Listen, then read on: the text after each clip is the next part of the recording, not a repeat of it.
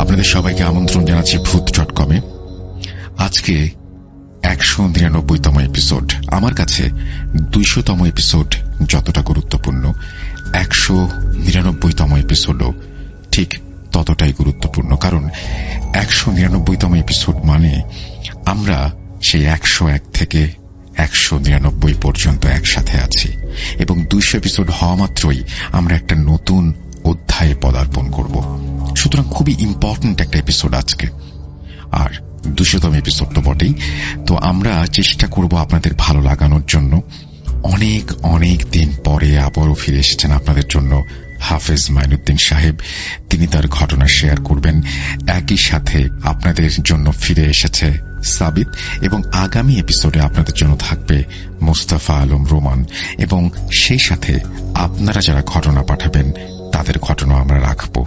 তো আমরা চেষ্টা করছি ভালো কিছু করার। না, আমরা এরকম কোন স্ট্র্যাটেজিতে যাচ্ছি না যে 200তম এপিসোড তার মানে হচ্ছে এটা হবে লংগেস্ট এপিসোড বা এরকম কিছু। আমরা চেষ্টা করছি ভালো ঘটনা আপনাদের উপহার দেয়া যায় কিনা। একেবারেই চিন্তা করছি না যে এটাকে লম্বা করব, করে একটা রেকর্ড ক্রিয়েট করব, সেরকম কোনো ইচ্ছা আমার নেই। আরেকটা কথা বলি, সেটা হচ্ছে যে 200তম এপিসোড যতটা গুরুত্বপূর্ণ, 201তম এপিসোডটা আমার কাছে ঠিক ততটাই গুরুত্বপূর্ণ। সুতরাং 199, 200 এবং 201 এই এপিসোডগুলো আমি চেষ্টা করব সর্বশক্তি দিয়ে, যদি আল্লাহ তাআলা চান তাহলে খুব ভালো করার। আপনারা সঙ্গে থাকুন। আমরা কথা না বাড়িয়ে চলে যাব আমাদের প্রথম ঘটনায়। তার আগে জানিয়ে দিই, আমাদের ইমেল অ্যাড্রেস হচ্ছে russell.booth.com@gmail.com। আপনার নাম, ঠিকানা এবং ফোন নাম্বার সহ আপনার জীবনে ঘটে যাওয়া বা আপনার জানা সেরা ঘটনা লিখে পাঠিয়ে দিন আমাদের কাছে। ঘটনা শুরুতে অবশ্যই উল্লেখ করুন যে ঘটনাটা আপনি স্টুডিওতে এসে শেয়ার করতে চান, নাকি আপনি চান আপনার ঘটনা আমরা পড়ে শোনাই। চলুন আমরা চলে যাই আমাদের প্রথম ঘটনায়। আসসালামু আলাইকুম রাসেল ভাই ও প্রিয় শ্রোতা বন্ধুরা, আশা করি আপনারা সকলেই ভালো আছেন। আলহামদুলিল্লাহ, আমিও ভালো আছি। আমি মোহাম্মদ সাবিত আলম, লিখছি ময়মনসিংহ বিভাগ থেকে। আমি বর্তমানে আপনাদের সবার অতি প্রিয় ভূত.com-এর একজন মডারেটর হিসেবে কাজ করছি। আজ আমি আপনাদের মাঝে ফিরে এসেছি নতুন কিছু নিয়ে। আপনাদের সবার ভালোবাসা পেয়ে মিরাজ ভাইয়ের কালো অধ্যায়ের পর এবার মোয়াজ্জেম হুজুরের জবানে নতুন অধ্যায় ঘটনাটি নিয়ে ফিরে এসেছি আপনাদের সামনে। শুরুতেই বলে রাখি, এটি একটি বড় ঘটনা। সুতরাং যারা বড় ঘটনা শুনতে চান না তাদের নিকট আমি ক্ষমা প্রার্থনা করছি। আজকের ঘটনাটি আমি কার কাছ থেকে শুনেছি নিশ্চয়ই বুঝতে পেরেছেন আপনারা। তাহলে চলুন শুনে আসি কিভাবে ঘটনাটি আমি আমার ঝুলিতে সংগ্রহ করলাম। মিরাজ ভাইয়ের কালো অধ্যায় পর্বটি শেষ করার পর মোয়াজ্জেম হুজুর কি বলেছিলেন সিম্ফনি সাহেবের বিষয়ে মনে আছে? আমি মনে করিয়ে দিচ্ছি। উনি বলেছিলেন, আমি আসি, কাল আপনাকে ঈমান নামাজ নিয়ে একটা কাহিনী শোনাব। এরপর মুয়াজ্জিম হুজুর আমাকে বলেছিলেন, আসসালামু আলাইকুম ভাই, শুনবেন সিম্ফনির বলা সেই নতুন অধ্যায়, যে অধ্যায়ে একজন নির্দয় জিন ধর্মান্তরিত হয়ে মুসলিম হতে বাধ্য হয়েছিল, কেঁদেছিল। জি হ্যাঁ লিসেনার্স, আমি এক জিনের মুসলিম হবার ঘটনাটি নিয়ে আপনাদের সামনে ফিরে এসেছি। বলছেন মুয়াজ্জিম হুজুর,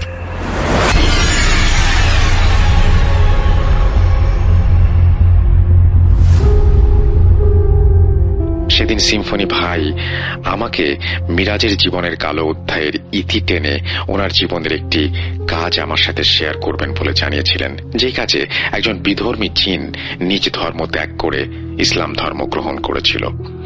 আপনাদের সাথে এরপর আমার আর কথা হবে না। এটাই আমার বলার শেষ ঘটনা। আপনাকে আমি সবই বলেছি, প্রশ্ন থাকলে শেষে বলবেন, আশা করি উত্তর দিতে পারবো ইনশাল্লাহ। এবার আপনাকে বলি সিম্ফনি সাহেবের জীবনের সেই ঘটনা, মনোযোগ দিয়ে শুনবেন। ঘটনাটি কাশফি ফরিদি, ডাকনাম সিম্ফনি সাহেবের জবানে বলার চেষ্টা করছি। প্রেক্ষাপট সাল 2016, গ্রামের নাম মায়ুন, হোনজা ডিস্ট্রিক্ট, পাকিস্তান। আমার ওস্তাদ সুলেমান বিন ফারুকের জন্মস্থান। এই গ্রামের ইতিহাস ছোট্ট করে একটু বলে নেই।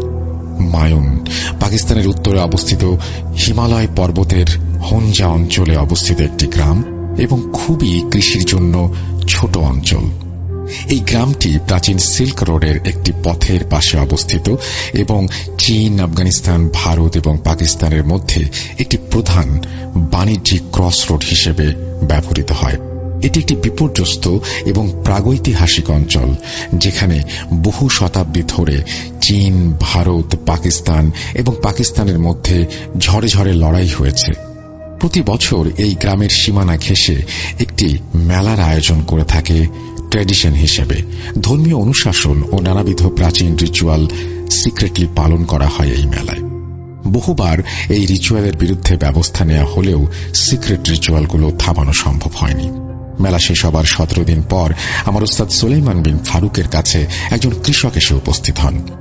ওনার অবস্থা খুবই বেহাল, গায়ে কোনো কাপড় নেই, লুঙ্গির নানান জায়গায় ছেঁড়া। ওস্তাদ ওনার দারিদ্রতার অবস্থা দেখে অনেক কষ্ট পান এবং জানতে চান যে ওনার কি হয়েছে, এমন অবস্থা কি করে হলো ওনার।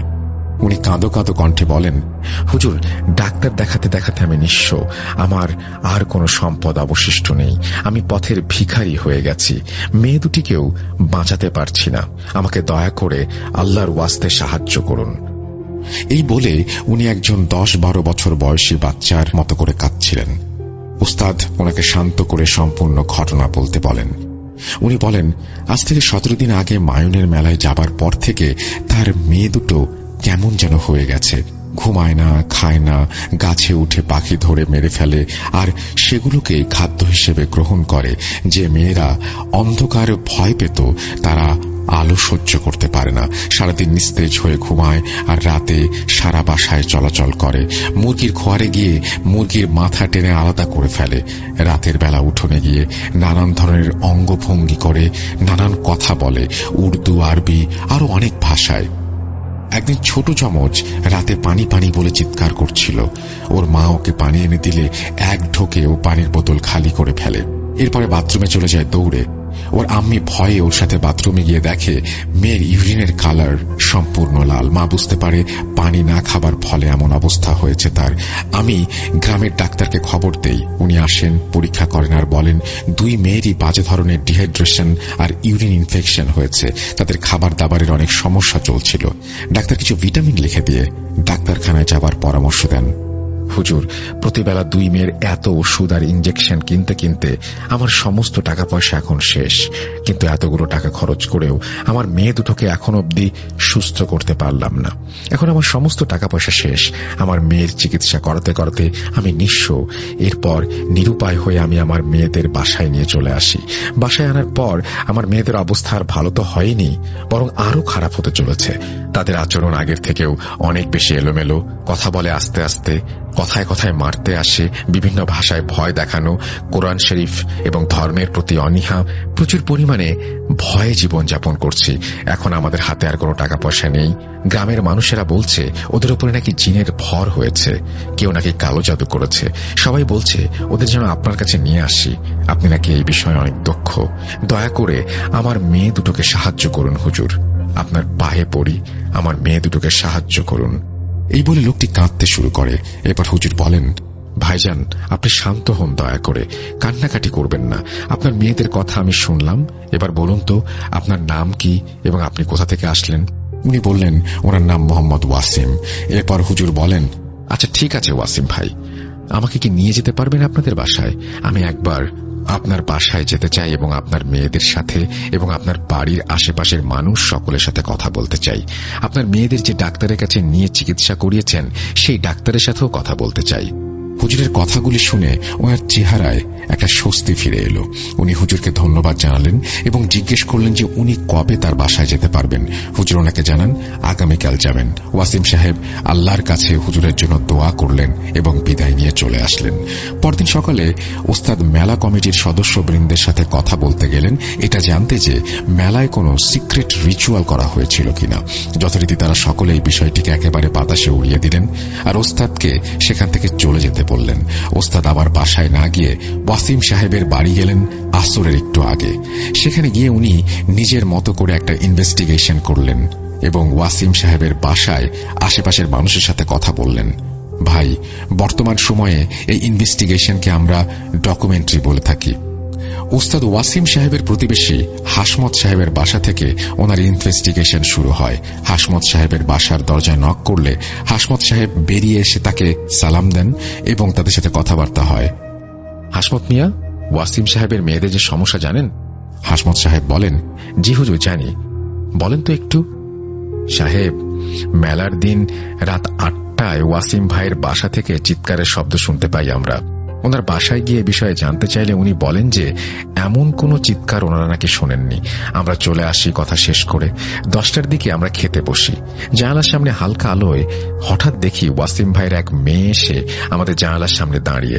আমরা কিছুটা অবাক হই আর ওকে আমাদের বাসায় আজ রাতে খাবারের দাওয়াত দেই। হঠাৎ মেয়েটা বলে, কিরে হাসমত, আজ না তোর বাবার মৃত্যুবার্ষিকী? ছি ছি ছি ছি ছি, জাহান্নামী বাপকে রেখে এখানে গরুর মাংস খাচ্ছিস। তোর বাবার কি অবস্থা, আয় তোকে দেখাই। আমি বেয়াদব বললে চিৎকার করে ওয়াসিম ভাইয়ের কাছে মেয়েটাকে নিয়ে নালিশ জানাই। মেয়েটা ওয়াসিম ভাইকে বলে, ওয়াসিম, হাসমতের বাবা জাহান্নামে আর এই শয়তান আজকে গরুর মাংস খাচ্ছে। আর এভাবে কেউ খায়? তেল মশলা দিয়ে পুড়িয়ে, ছি ছি ছি ছি। এই বলে মেয়েটা দৌড়ে পালিয়ে যায়। ওয়াসিম ভাই আমাকে জানায় মেলা থেকে ফিরে আসার পরেই নাকি তার মেয়ের এই অবস্থা। এর পর দিন থেকে ওদের বাসা থেকে রাত বিরাতে চিৎকার আর নানান রকমের কবিতা পড়ার মতন অনেক কিছু শোনা যায়। ভাষাটা উর্দু না, আরবি হতে পারে, নাও পারে, তবে আরবি না হবার সম্ভাবনাই বেশি। আস্তে আস্তে দুজনেই এরকম আচরণ করতে শুরু করে। ভয় লাগে রাতে দরজা খুলতে। মেয়েদের ডাক্তারখানাতেও নিয়েছিল। গরিবের চাষা বেচারা। আমি নিজে 5000 রুপির মতো ওকে ধার দিয়েছিলাম। হুজুর, বেচারা বড় কষ্টে আছে, ওকে সাহায্য করুন। উস্তাদ ওনার কথা শুনে বাসা থেকে বের হয়ে গেলেন। মাগরিবের নামাজ পড়ে ওয়াসিম ভাইয়ের বাসায় পা রাখলেন এবং তিনি তারপরে আয়াতুল হারক পড়া শুরু করলেন। একটু বলে রাখি আয়াতুল হারক আসলে কি। আয়াতুল হারক অর্থাৎ কুরআনুল কারীমের জাহান্নাম ও আযাব সংক্রান্ত আয়াতসমূহ। তারপরে রুকাইয়া করলেন। রুকাইয়া করার মাঝে সাধারণত এই সমস্ত আয়াত পড়তে হয়। এছাড়া হয়তো আরো বিবিধ ব্যবহার রয়েছে, আল্লাহ ভালো জানেন। পড়ার সময় আপনি নিয়ত করবেন কেন পড়ছেন, এরপর তেলাওয়াত শুরু করবেন, তাহলেই উপকার হবে ইনশাআল্লাহ। আমি কাশফি ফরিদি সিম্ফনি একটি রুকাইয়া পরিচালনা করেছিলাম। রুকাইয়া করার সময় আমার মোবাইলে একটা ফোন আসে, কিন্তু আমি তখন ব্যস্ত, তাই ফোন ধরিনি। একজন মাঝ বয়স্ক যুবকের রুকাইয়া করছিলাম, যে কিনা আশিক জিনের শিকলে বন্দী ছিল। আল্লাহর দয়া নাকি সেই জিন দুর্বল জানি না। আয়াতুল হারক পড়া শেষ করার আগেই সেই শয়তান যুবকের দেহ ত্যাগ করতে বাধ্য হয়। ওনারা আমাকে অনেক রুপি ইনামই দিতে চেয়েছিলেন, কিন্তু আমি একটা রুপিও নেইনি। শুধু একটু পানি চেয়েছিলাম খাবার জন্য। পানি খেয়ে আমি বসে ওনাদের বাসায়। যুবক সুস্থ হয়েছে নিশ্চিত হয়ে কিছু তদবির দিয়ে আমি ওনাদের বাসা থেকে বের হয়ে আসি। বাসা থেকে বের হয়ে মোবাইল হাতে নিয়ে দেখি আমার উস্তাদ আমাকে ফোন করেছিলেন। আমি কল ব্যাক করতেই উনি কল ধরলেন। সিম্ফনি, মায়ানগ্রাম চিনিস না? আমি হ্যাঁ বলার পর উনি আমাকে বললেন, অতি সত্বর চলে আয়। এই বলে উনি কল ডিসকানেক্ট করে দিলেন। আমি সেই রাতে বাড়িতে গিয়ে খানা পিনা করে আমার মতো শুয়ে পড়ি। ভোরবেলা উঠে তাহাজ্জুদ পড়ছিলাম, কিন্তু আমার ধ্যান নামাজ থেকে উঠে যাচ্ছিল বারবার। আমি সূরা ফাতিহাও ভুলে যাচ্ছিলাম। অনেক কষ্টে তাহাজ্জুদ পড়ে আল্লাহর নিকটে ফরিয়াদ জানাই, কেন আমার এমন হলো? আমার নামাজ কি আল্লাহর নিকট প্রিয় না? ইয়া আল্লাহ, আমাকে ক্ষমা করবেন, ফরিয়াদ জানাই। আমি ফজরের নামাজে দাঁড়াতেই আমার ডান কাঁধে কারো নিঃশ্বাস অনুভব করলাম। আমি নামাজ কন্টিনিউ করলাম, সালাম ফেরালাম। বাম কাঁধে সালাম ফেরাতেই কেউ আমাকে বলল, আলস্তা খাফিয়া হাল সালায়াত, অর্থাৎ ভয় পেলি না, নামাজ পড়েই নিলি। আমি আল্লাহর কাছে হাত তুলে দোয়া করে বাসা থেকে বের হলাম মায়ুন গ্রামের উদ্দেশ্যে। গ্রামে পৌঁছাতে পৌঁছাতে রাত প্রায় 9টা বেজে যায়। গ্রামে পৌঁছাতেই আমি ওস্তাদকে ফোন করি। ওস্তাদ আমাকে ঠিকানা দিলে আমি ওনার বাসায় গিয়ে উপস্থিত হই। ওনার বাসায় ওনার সাথে রোগীর ব্যাপারে তথ্য শেয়ার করি। এরপর ওস্তাদ আমার সাথে ওনার রোগীর তথ্য শেয়ার করেন। চলুন এবার ফিরে যাই ওস্তাদ ওয়াসিম সাহেবের বাসায় পা রাখার পরের ঘটনায়, যা আমি এখন ওস্তাদের ভাষায় বলছি। আমি ওয়াসিম সাহেবের বাসায় নক করলাম। ওয়াসিম সাহেব দরজা খুললেন। ভেতরে ইতোমধ্যেই ডাক্তার উপস্থিত রয়েছেন। আমাকে বসতে দেয়া হলো বাহির ঘরে। ভেতর থেকে আমি ওনাদের বাক বেতনটা শুনছি। ডাক্তার আমাকে উদ্দেশ্য করে বলছে, আমার মতো ভণ্ড হুজুরকে কেন আনা হয়েছে এখানে? মেয়েদের ক্ষতি হলে পরে উনি পুলিশের কাছে অভিযোগ করবেন, আরো কি কি যেন করবেন বললেন। হঠাৎ ডাক্তার ভেতর থেকে বেরিয়ে এসে বললেন, হুজুর, ওরা দুজন আমার পেশেন্ট, আপনি যাই করবেন আমি আপনাকে নজরে রাখবো, আমি রেকর্ড করে রাখবো সব। একটু এদিক ওদিক হলে সোজা পুলিশের কাছে যাব, মনে থাকে যেন। আমি মুচকি হেসে বললাম আচ্ছা। বলে ভেতরে যাব এমন সময়ে একটা মেয়েকে দেখলাম ফ্যাকাশে কুর্তা পরে বেরিয়ে আসছে। আস্তে আস্তে সে দেয়ালের কাছে এসে নিজের মাথা নিজেই আস্তে আস্তে ঠুকতে লাগলো। ডাক্তার বলল স্লিপ ওয়াকিং। আমি ডাক্তারকে থামিয়ে বললাম যে না, আমাকে যেন উনি একটু দেখতে দেন। উনি সম্মতি দিলে আমি মেয়েটার কাছে গিয়ে সালাম দিলাম। মেয়েটা আমার দিকে সজোরে ঘুরে তাকালো আর বজ্রকণ্ঠে বলল, ঘেন্না করি আমি তোর সালাম, তোদের। চলে যা সুলাইমান, চলে যা। আমি আস্তাগফিরুল্লাহ ছাড়া আর কিছুই বলতে পারলাম না। আমি আসলে একটু ভয় পেয়েছিলাম। ইমান আসলে দুর্বল আমাদের সবার। নইলে মুখে অনেকে আমরা আল্লাহ ছাড়া কাউকে ভয় পাই না, কিন্তু বাস্তবে রাতে দরজায় ঘরে খট করে আওয়াজ হলেও ভয় পাই, লজ্জা লাগে আমার। ডাক্তার মেয়েটাকে একটা ইঞ্জেকশন দিলে মেয়েটা ডাক্তারকে অকথ্য ভাষায় গালাগাল দিচ্ছিল আর হঠাৎ বলে বসল ডাক্তারকে, তোর মেয়ের বয়স 3 মাস না? কেমন হবে যদি তার কোনো ক্ষতি হয়? ডাক্তার ভয় পেল। ততক্ষণে ইঞ্জেকশনের প্রভাবে মেয়েটা নিস্তেজ। ডাক্তার আমাকে বলল, হুজুর, আমি খেয়াল করিনি মেয়েটা আপনার নাম কিভাবে জানলো, আর আমার মেয়ের নাম বয়স কিভাবে সম্ভব, আর আপনি সালাম দিলে এমন আচরণই বা কেন করল? আমি ডাক্তারকে বললাম, ভাই, ধর্ম মানেন? মেয়ের নাম রেখেছেন মরিয়ম, মানে আপনি মুসলমান। আল্লাহকে মানেন আর শয়তান তাকে মানেন না। ওনার মুখে স্পষ্ট ভয়ের ছাপ দেখতে পেলাম আমি। এরপর আমাকে নিয়ে ওয়াসিম সাহেব ওনাদের মেয়েদের ঘরে চলে গেলেন। আমি দেখলাম ঘরের মেঝেতে 2টা তোশক পাতা, 2 তোশকে 2টা মেয়ে। এক তোশকে থাকা মেয়ের হাত পা বাঁধা, আর এক তোশকে মাত্র ইঞ্জেকশন দেয়া মেয়েটা। একই রকম দেখতে মাশাআল্লাহ, জমজোড়া। একজনের নাম ইকরা আর একজনের নাম কিরাত। ইকরা বয়সে বড় কয়েক মিনিটের আর কিরাত ছোট। ইকরার হাত পা বাঁধা অবস্থায়। আমি ইকরার হাত পা খুলতে বলি ওয়াসিম সাহেবকে। উনি ইকরার বাঁধন খুলে দিলে আমি ইকরার দিকে তাকালে ও উঠে বসল। শুরুতে আমাকে বলল, সুলেমান দেখবি? এই বলে সে তার জিভ বের করল। আস্তাগফিরুল্লাহ, নাউজুবিল্লাহ। তার জিভে কিছু একটা লেখা। আমি তার কনিষ্ঠাঙ্গুল চেপে ধরি। রুকায়ার আয়াত পড়ে আল্লাহর নামে তাকে বলতে বলি তার নাম কি। সে চিৎকার দিয়ে আমার হাত ছাড়িয়ে রুমের একটা কোনায় গিয়ে বসে পড়ে, এমন ভাবে যেন মনে হচ্ছিল শরীরে কেউ আগুন ধরিয়ে দিয়েছে। সে আমাকে বলল আমি কোনোভাবেই নাকি এই 2টি মেয়েকে বাঁচাতে পারবো না। ইফরিত আসবে, ইফরিত ওদের গ্রহণ করবে। এরপর আমি নড়েচড়ে বসি। ইফরিত? হঠাৎ করে ইফরিত কোথা থেকে এলো? এই কাহিনী বড়ই জটিল। রাত হয়ে গেছে। এরপর সিম্ফনি। আমি তোমাকে ফোন করি, কারণ ওদের চেহারায় আমি যে ছাপ দেখেছি সেটা আমি আগে কখনো দেখিনি। ভয় পাচ্ছি রে বাবা, তুমি আমার সাথে থাকো এই কাজে, কেমন? ওস্তাদের কথা শুনে আমি বললাম, জি ওস্তাদ, থাকবো বলেই তো এসেছি। এরপর সেদিনের মতো আমি আর ওস্তাদ ঘুমিয়ে পড়লাম। পরদিন সকাল শুরু হলো নতুন এক আশা নিয়ে। আমি ওস্তাদ সকাল সকাল চলে যাই ওয়াসিম ফাইজানের বাসায় ইকরা আর কিরাতকে দেখার জন্য। প্রথমবারের মতো ইকরা আর কিরাতকে দেখতে এসেছি আমি। ওদের ঘরে প্রবেশ করে আমি ওস্তাদের মতো সালাম দেই আর বলি, ওরা যেই হোক না কেন আমার সাথে যেন কথা বলে, ওরা কি চায় সেটা যেন জানিয়ে দেয়। এরপর শয়তান আর আমাদের মাঝে কিছু কথোপকথন হয়। আমি আল্লাহর নামে শয়তানকে আদেশ করি তার নাম প্রকাশ করার জন্য। শয়তান হাসি দেয়। সে নাকি একজন গর্বিত সেনা, অগণিত শয়তানের একজন সেনা।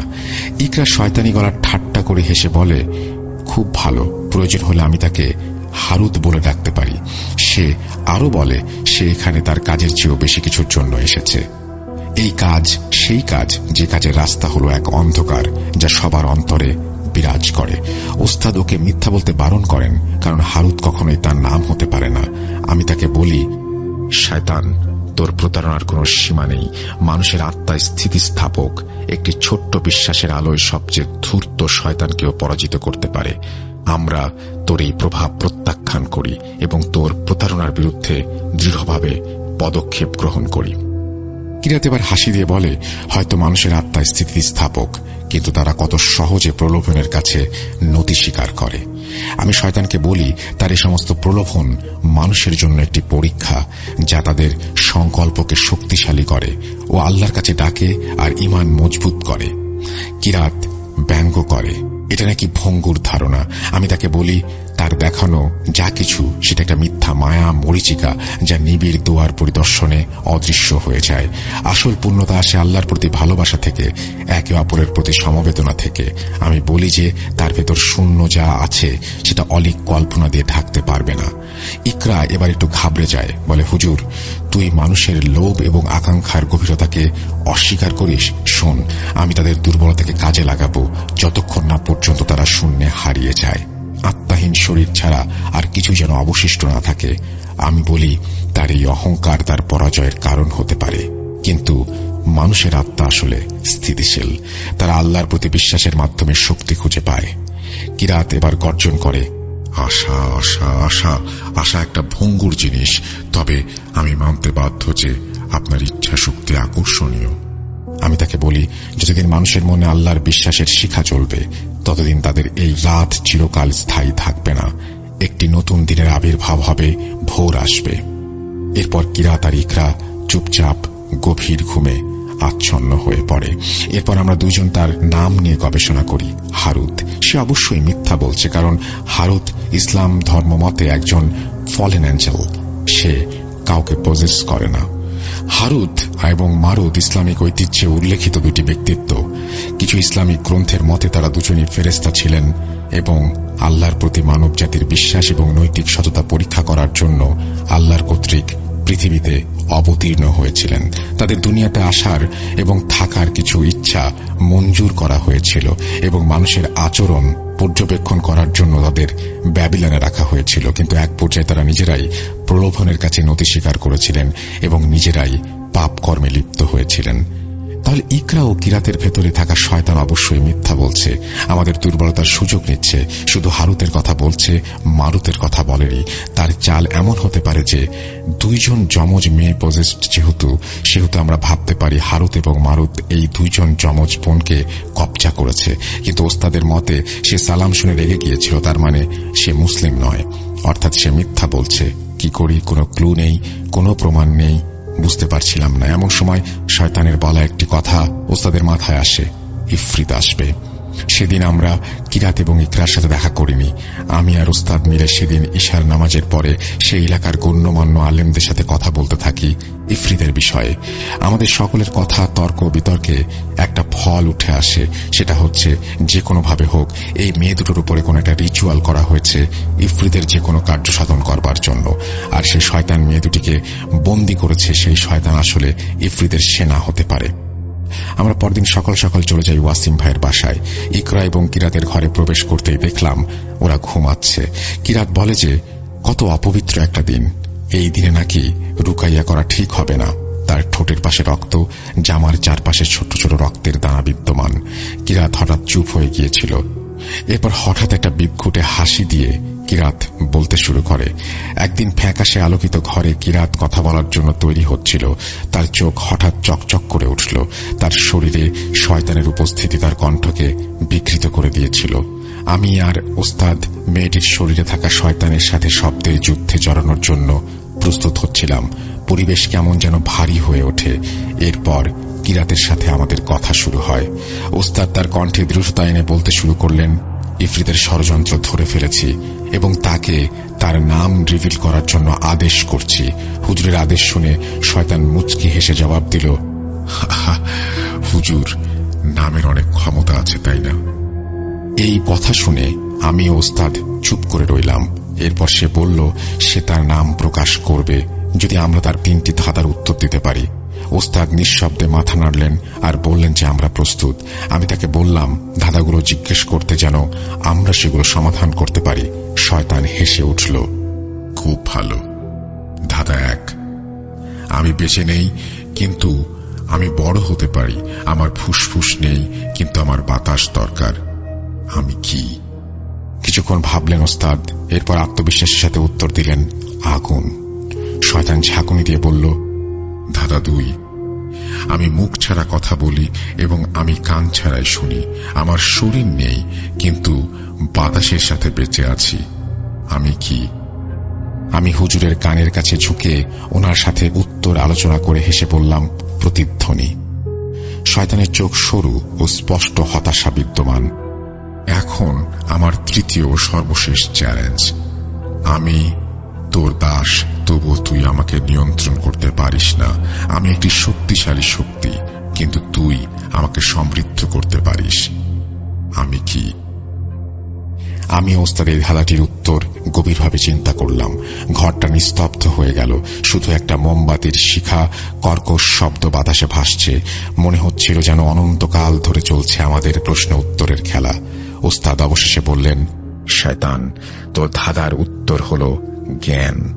জ্ঞান আমাদের উপকার করে, তবুও আমরা এটিকে পুরোপুরি নিয়ন্ত্রণ করতে পারি না। এটি একটি শক্তিশালী শক্তি, তবুও আমরা এটিকে সমৃদ্ধ করতে পারি। ওস্তাদের কথা শুনে কিরাত চিৎকার দিয়ে ঘুমিয়ে পড়ল এবং ইকরা এবার জেগে উঠল আর পরাজিত কণ্ঠে তার নাম প্রকাশ করে। সে বলল, আমার নাম জারকান, এবং তার মাস্টার একজন শক্তিশালী ইফরিত, যে তাকে নানান কাজ করতে আদেশ করে, যার নাম বেলিয়াল। এই নামগুলো উচ্চারণের সাথে সাথে একটি অন্ধকার আলো রুমটিকে ঢেকে ফেলল এবং আমরা জারকানকে তার প্ল্যান বলার জন্য বাধ্য করলাম। জারকান বলতে শুরু করলো, আমি জারকান আমার মালিক বেলিয়ালের নৃশংস ষড়যন্ত্রের কথা স্বীকার করছি। মেলার মাঝে ওলাদ চক্রের এক প্রাচীন রিচুয়াল খুব গোপনভাবে করা হয়েছিল। বেলিয়ালের অনুসারীরা এই কাজটি করেছিল। ওলাদ চক্র কি জানিস তোরা? ইফরিতের সন্তানকে জন্ম দেওয়া, এই দুনিয়ায় শয়তানি রাজত্ব স্থাপন করা। আমাদের দরকার ছিল একজন নারী, কিন্তু হঠাৎ মেলায় বেলিয়ালের নজরে পড়ে যায় যমজ বোন ইকরা এবং কিরাত। তখনই তাদের বিরুদ্ধে আমরা একটি বিশেষ পরিকল্পনা করেছিলাম। গ্রামের মেলায় মায়াবী পরিবেশের মধ্যে আমাদের অন্ধকার জগৎ উন্মোচন করতে চেয়েছিলাম, যেখানে হাসি এবং আনন্দ একটি প্রতারণায় পরিণত হয় ইফরিতের শয়তানের মাধ্যমে। কিন্তু আমরা এই দুই বোনকে কবজা করতে পারছিলাম না, কারণ তারা এতটাই পবিত্র ছিল যে আমাদের ধরা ছোঁয়ার বাইরে। তাদের ছায়া পর্যবেক্ষণ করে আমরা তাদের মধ্যকার অসাধারণ বন্ধনকে চিনতে পেরেছিলাম। আমি একজন ছদ্মবেশী জাদুকর সেজে তাদের সামনে মায়াজালের গল্প বুনে তাদের বিশ্বাসকে কলুষিত করেছিলাম। বেলিয়াল আমার কানে কানে তাদের কিছু ভবিষ্যৎ বাণী করে, যা কিছুক্ষণের মধ্যেই পূরণ হবে বলে আমি জানাই তাদের। একের পর এক খেল দেখে তাদের কৌতূহল এবং মুগ্ধতা যেন বেড়েই চলছিল। এই যমজের সাথে থাকা প্রতিটি মুহূর্ত আমরা তাদের গুমরাহ করায় চেষ্টারত ছিলাম। আমরা তাদের বাস্তবতা আর কল্পনাকে বিকৃত করে দিয়েছিলাম। এক পর্যায়ে তারা নিজেদের মাঝে বাক বিতণ্ডায় জড়িয়ে পড়ে। তাদের নিজেদের প্রতি ভালোবাসা, যা তাদের শক্তি ছিল, সেই শক্তি একটি দুর্বলতায় পরিণত হয়, যা আমাদের আসল পরিকল্পনা ছিল। তাদের মানসিকভাবে দুর্বল করে আমরা তাদের পজেস করতে চেয়েছিলাম। পজেস করে ওলাদ চক্রের জন্য তৈরি করার পরিকল্পনা করছিলাম। তাদেরকে একে অপরের নানান প্রশ্ন করার জন্য প্রভাবিত করছিলাম। আমরা এমন এক ফাটল তৈরি করছিলাম যেখানে তাদের প্রতি তাদের বিশ্বাস দুর্বল হয়ে গিয়েছিল, যা আমাদেরকে আত্মার ওপর আধিপত্য স্থাপন করতে সাহায্য করেছিল। এবং এত অন্ধকার তৈরি করেছিলাম তাদের মনে যে এটি আমাদের উদ্দেশ্যকে সফল করেছিল। আমাদের পরিকল্পনা সফল হয়। তাদের মন কলুষিত করে আমি একজন যমজের শরীরে প্রবেশ করি, বের হয়ে আরেকজন যমজের শরীরে প্রবেশ করি ও একজনকে আরেকজনের দাস বানিয়ে ফেলি। আমি থাকি একজনের শরীরে, আর একজন আমার দাস হয়ে কথা বলে। ওলাদ চক্র হবে পারলে আটকা, তোর হুজুর পারলে আটকাক। যার কোনো বেরিয়ারের ভয়ানক ষড়যন্ত্রের কথা শুনে এবার আমি ও ওস্তাদ তাদের সাথে লড়াই করার প্রস্তুতি নিলাম। আমাদের সাথে আনা জিনিসপত্র সাজিয়ে শুরু করলাম। আয়াতুল হারকা পড়া শুরু করতেই ইকরা এবং কিরা তাদের গায়ে হাত দিয়ে এমনভাবে দাপাদাপি করছিল যেন তাদের গায়ে আগুন ধরে গিয়েছে। আত্মসমর্পণের ভঙ্গি করে জারকান বলল, ওহ আহ, তোরা সত্যি তোদের বুদ্ধি আর ধর্ম বিশ্বাসের প্রমাণ দিয়েছিস। তার কণ্ঠে যেন মধুময় বিদ্বেষ ফুটে উঠেছিল। কিছুক্ষণ দম নিয়ে সে আবার বলতে শুরু করলো, কিন্তু তোরা কি সত্যি আমাকে পরাজিত করেছিস? তার কথা বাতাসে যেন ভাসছিল, লুকানো ফাঁদের সূক্ষ্ম পরিকল্পনা। আমি ওস্তাদ সতর্কতার সাথে এগিয়ে গেলাম ইকরার দিকে, এই ঝাড়খানকে আবদ্ধ করতে। কিন্তু শয়তান মায়ার খেলায় আমাদের ধারণাগুলিকে বিভ্রম দিয়ে বিকৃত করতে চাচ্ছিল, আমাদের মনের গভীরতম ভয়কে প্রজ্বলিত করে তুলছিল। সে তার খেলা শুরু করেছিল। তোরা কি নিশ্চিত যে তোরা একে অপরকে বিশ্বাস করতে পারিস? জারকানের কণ্ঠ যেন প্রতিধ্বনিত হল। আমাদের একে অপরের ওপর সন্দেহ প্রকাশ করতে বাধ্য করেছিল সে তার এই খেলার মাধ্যমে। আমি ক্ষণিকের জন্য মায়ের জ্বালায় আচ্ছন্ন হয়ে যাই, দ্বিধাগ্রস্ত হয়ে পড়ি, যার ফলে আমরা আমাদের কাজ থেকে দূরে সরে যাচ্ছিলাম। তবুও আমার ওস্তাদ জারকানের এই মনস্তাত্ত্বিক যুদ্ধে বিচলিত না হয়ে দৃঢ় প্রত্যয়ের সাথে মোকাবেলা করছিলেন। উনি বললেন, আমাদের বিশ্বাস অটুট, কারণ আমাদের দোয়া ও আল্লাহর প্রতি ভয় আমাদের এখানে দাঁড় করিয়েছে। এরপর ওস্তাদ আমার মাথায় জোরে ধাক্কা দেন আমার বিভ্রম কাটাবার জন্য। একত্রে আমরা সূরা পড়তে থাকি। সে তার কৌশল পরিবর্তন করে আমাদের সহানুভূতিকে কাজে লাগানোর চেষ্টা করে। সে ওস্তাদের কাছে দয়ার আবেদন জানায়, দয়া করুন হুজুর, আমাকে মুক্ত করে দিন, আমি এই মেয়েদের আর কষ্ট দেব না। তার কথাগুলো হুজুরের হৃদয়ে দয়ার সঞ্চার করেছিল। হুজুর একটু থেমে আবার আয়াত পড়া শুরু করেন এবং বলেন, তোদের ক্ষমা নেই, কারণ আমি তোর ভেতরের অন্ধকারকে চিনতে পেরেছি। আমি ওস্তাদ জারকানের মায়ার সামনে আত্মসমর্পণ করিনি। আমাদের স্থিতিস্থাপকতা দেখে হতাশ হয়ে জারকান তার সর্বশেষ চাল চালে। আমাদের সামনে এমন একটি দৃশ্য দৃশ্যমান করে যেখানে যমজ ইকরা ও কিরাত মৃত্যু যন্ত্রণায় ছটফট করছে। জারকান বলে, দেখুন হুজুর, আপনার মূল্যবান যমজ সন্তান বিপদে পড়েছে। এই বলে সে উপহাস করতে শুরু করে।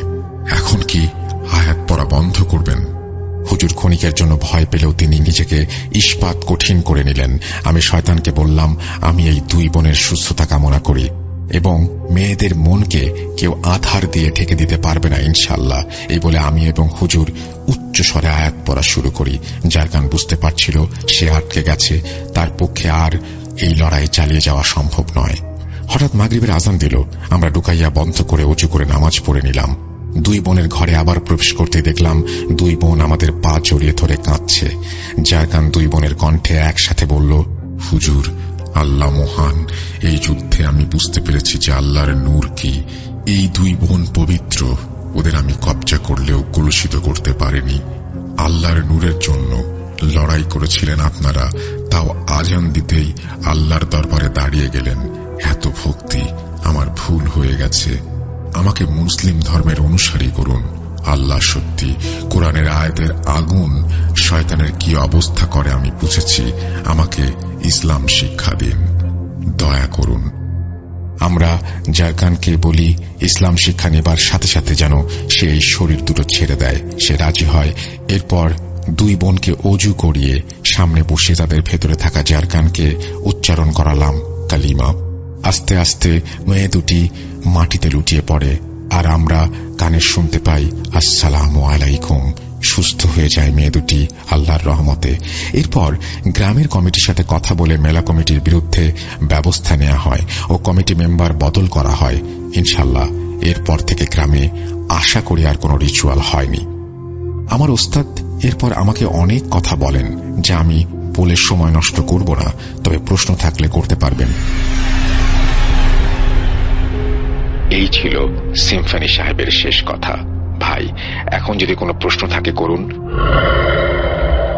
আমি সাবিত মুয়াজ্জেম সাহেবকে বলি যে না, আমি ঘটনাটাই এখন অবধি মাথায় বসাতে পারছি না, আপাতত কোনো প্রশ্ন নেই। উনি ফোনের ওপাশ থেকে হাসি দিয়ে বলেন, আচ্ছা। আসসালামু আলাইকুম বলে তার কাহিনী শেষ করেন। এই ঘটনায় আমরা কয়েকটি শিক্ষা পেয়েছি যা আমি উল্লেখ না করলেও আমি আশাবাদী যে আপনারা বুঝতে পেরেছেন। পরিশেষে আল্লাহর কাছে দোয়া করি যেন আমাদের সকলের ঈমান মজবুত থাকে এবং আল্লাহ আমাদের হেদায়েত দান করেন। এই বলে সাবিত তার ঘটনা শেষ করেছেন। থ্যাংক ইউ সো মাচ সাবিত আপনার ঘটনার জন্য। আশা করছি এই ঘটনাটি আপনাদের ভালো লেগেছে। যদি ভালো লাগে অবশ্যই আমাদের জানাবেন, যদি ভালো না লাগে তাও আমাদেরকে জানাবেন। আমরা চলে যাব আমাদের পরবর্তী ঘটনায়।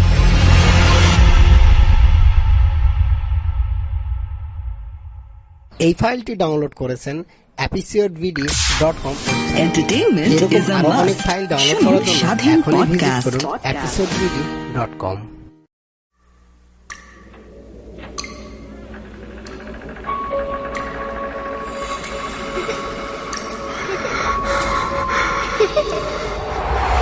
লুকোচুরি খেলবে? লুকোচুরি তুমি লুকাও, আমি ঠিকই তোমাকে খুঁজে পাবো।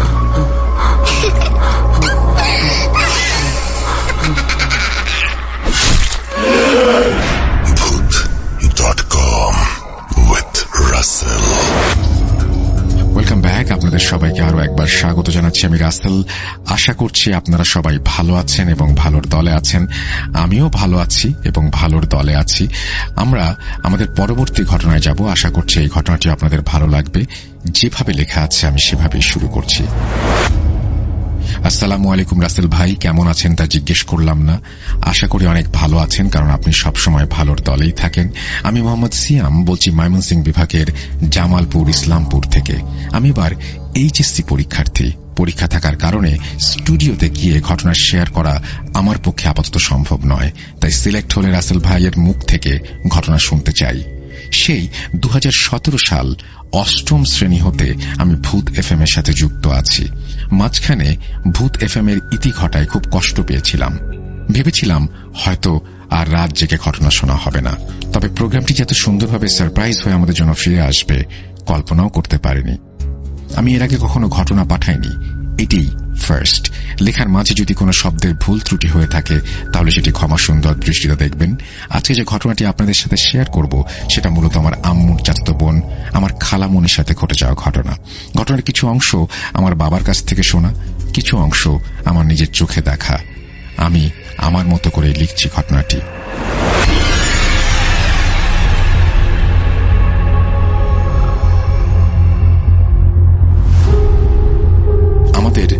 ইসলাম রাশি বিশ্বাস করে না। তখন রাশি সম্পর্কে এত কিছু জানতাম না, লোকমুখে যা শুনতাম তাই বিশ্বাস করতাম। ছোট থেকে শুনতাম আমার খালামণি নাকি তুলা রাশি ছিল।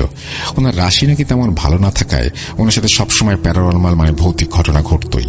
এমনকি মাঝে মাঝে উনি জিন বা খারাপ কিছুও দেখতে পেত।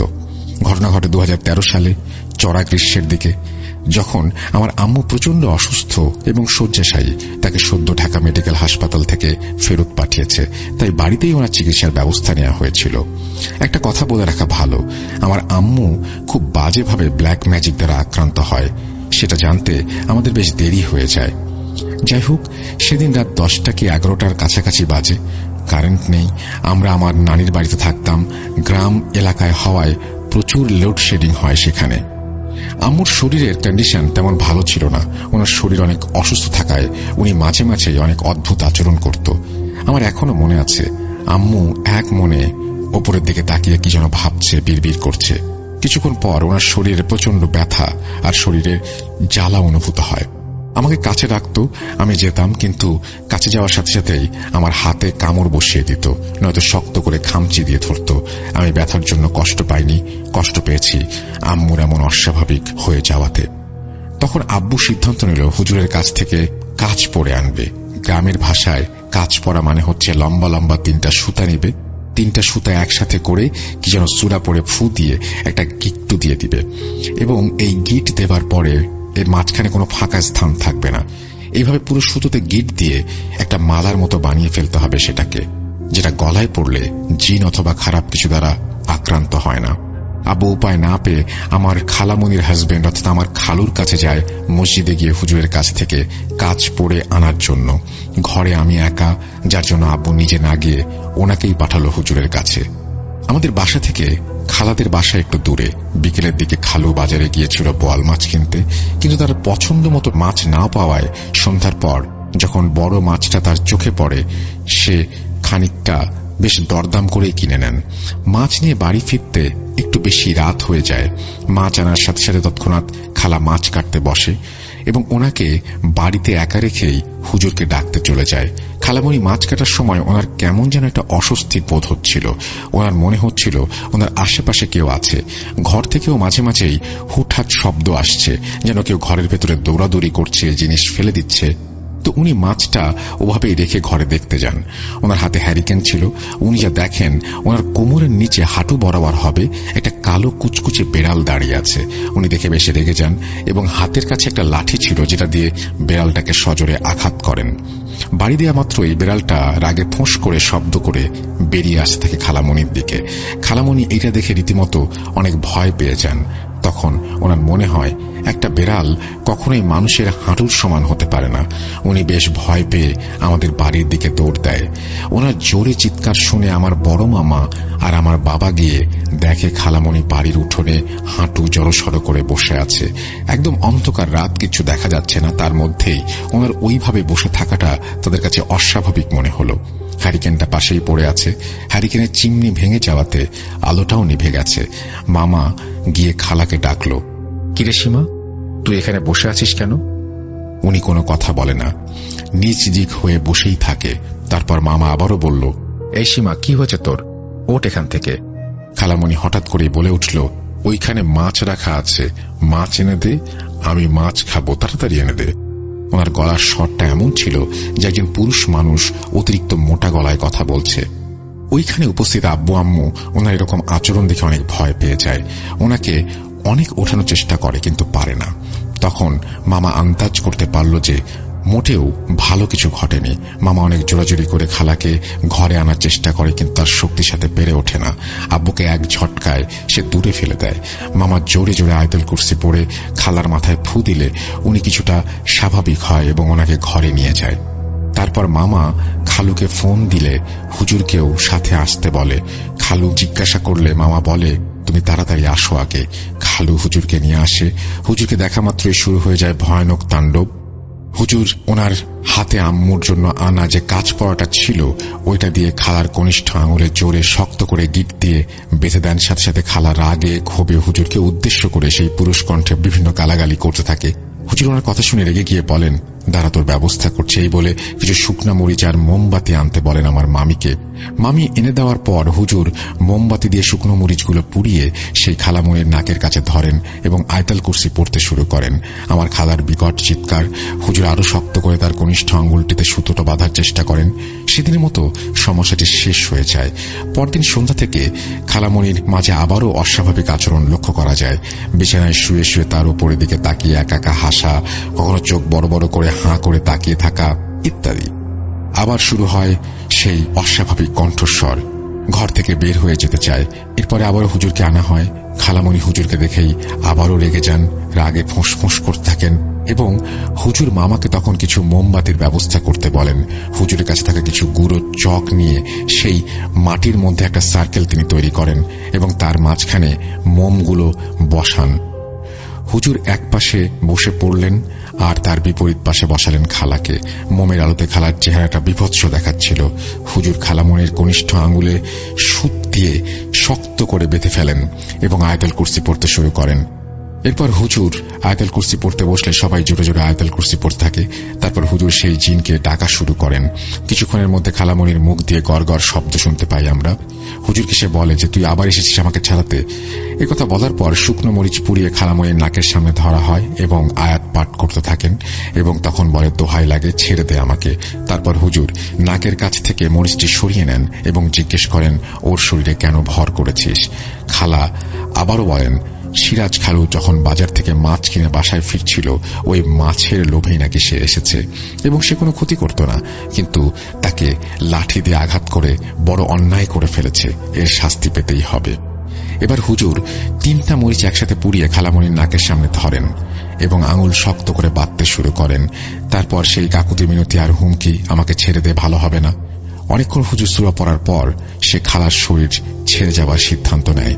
হুজুর জিজ্ঞাসা করে, আমরা বুঝবো কিভাবে তুই চলে গেছিস? খালার ভেতরে থাকা শয়তানটি তখন বলে ওঠে, আমি যাওয়ার সময় পেছনের কাঁঠাল গাছের একটা বড় ডাল ভেঙে চলে যাব, তবে আমাকে বিদায় করলেই কি তোরা বেঁচে যাবি? এই বাড়িতে আরো 7 জন জিন আছে, তারা এই বাড়ি থেকে কোনোদিনও যাবে না। এই বলেই যেই কথা সেই কাজ। কিছুক্ষণ পর সবাই ডাল ভাঙার আওয়াজ শুনতে পায়। বিষয়টি সবার কাছে একটু অবাক করা কাণ্ড ছিল। বাতাস নেই, হুটহাট ডাল তবুও ভেঙে যাওয়া।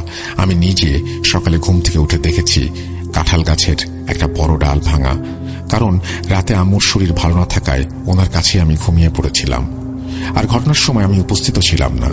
সকালে উঠে বাবার মুখ থেকে সব ঘটনা শুনতে পাই।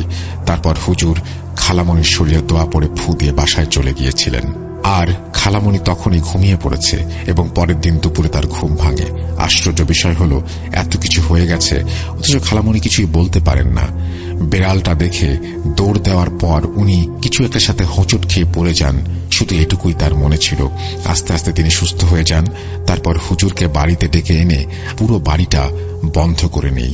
সে সময় হুজুর পুরোপুরিভাবে জানতে পারে যে আমাদের বাড়িতে 7টা জিন বাস করে, কিন্তু সেটা কারো কোনো ক্ষতি করবে না।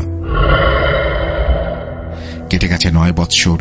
ঘটনাগুলো খালুকে এখনো জিজ্ঞাসা করলে ওনার মুখে দারুণ এক ভয়ের ছাপ দেখতে পাই। হয়তো তার প্রিয় মানুষটার এমন অবস্থা দেখে সে কল্পনাও করতে পারেনি। তো এই ছিল রাসেল ভাই ঘটনা গুছিয়ে লিখতে পেরেছে কিনা জানি না, বলে তিনি তার ঘটনা শেষ করেছেন। আশা করছি তার ঘটনা আপনাদেরও ভালো লেগেছে। যদি ভালো লাগে অবশ্যই আমাদের জানাবেন, এবং আমরা থাকবো আপনার কেমন লেগেছে সেই প্রশ্নের উত্তর জানার অপেক্ষায়। আমরা চলে যাব আমাদের পরবর্তী ঘটনায়।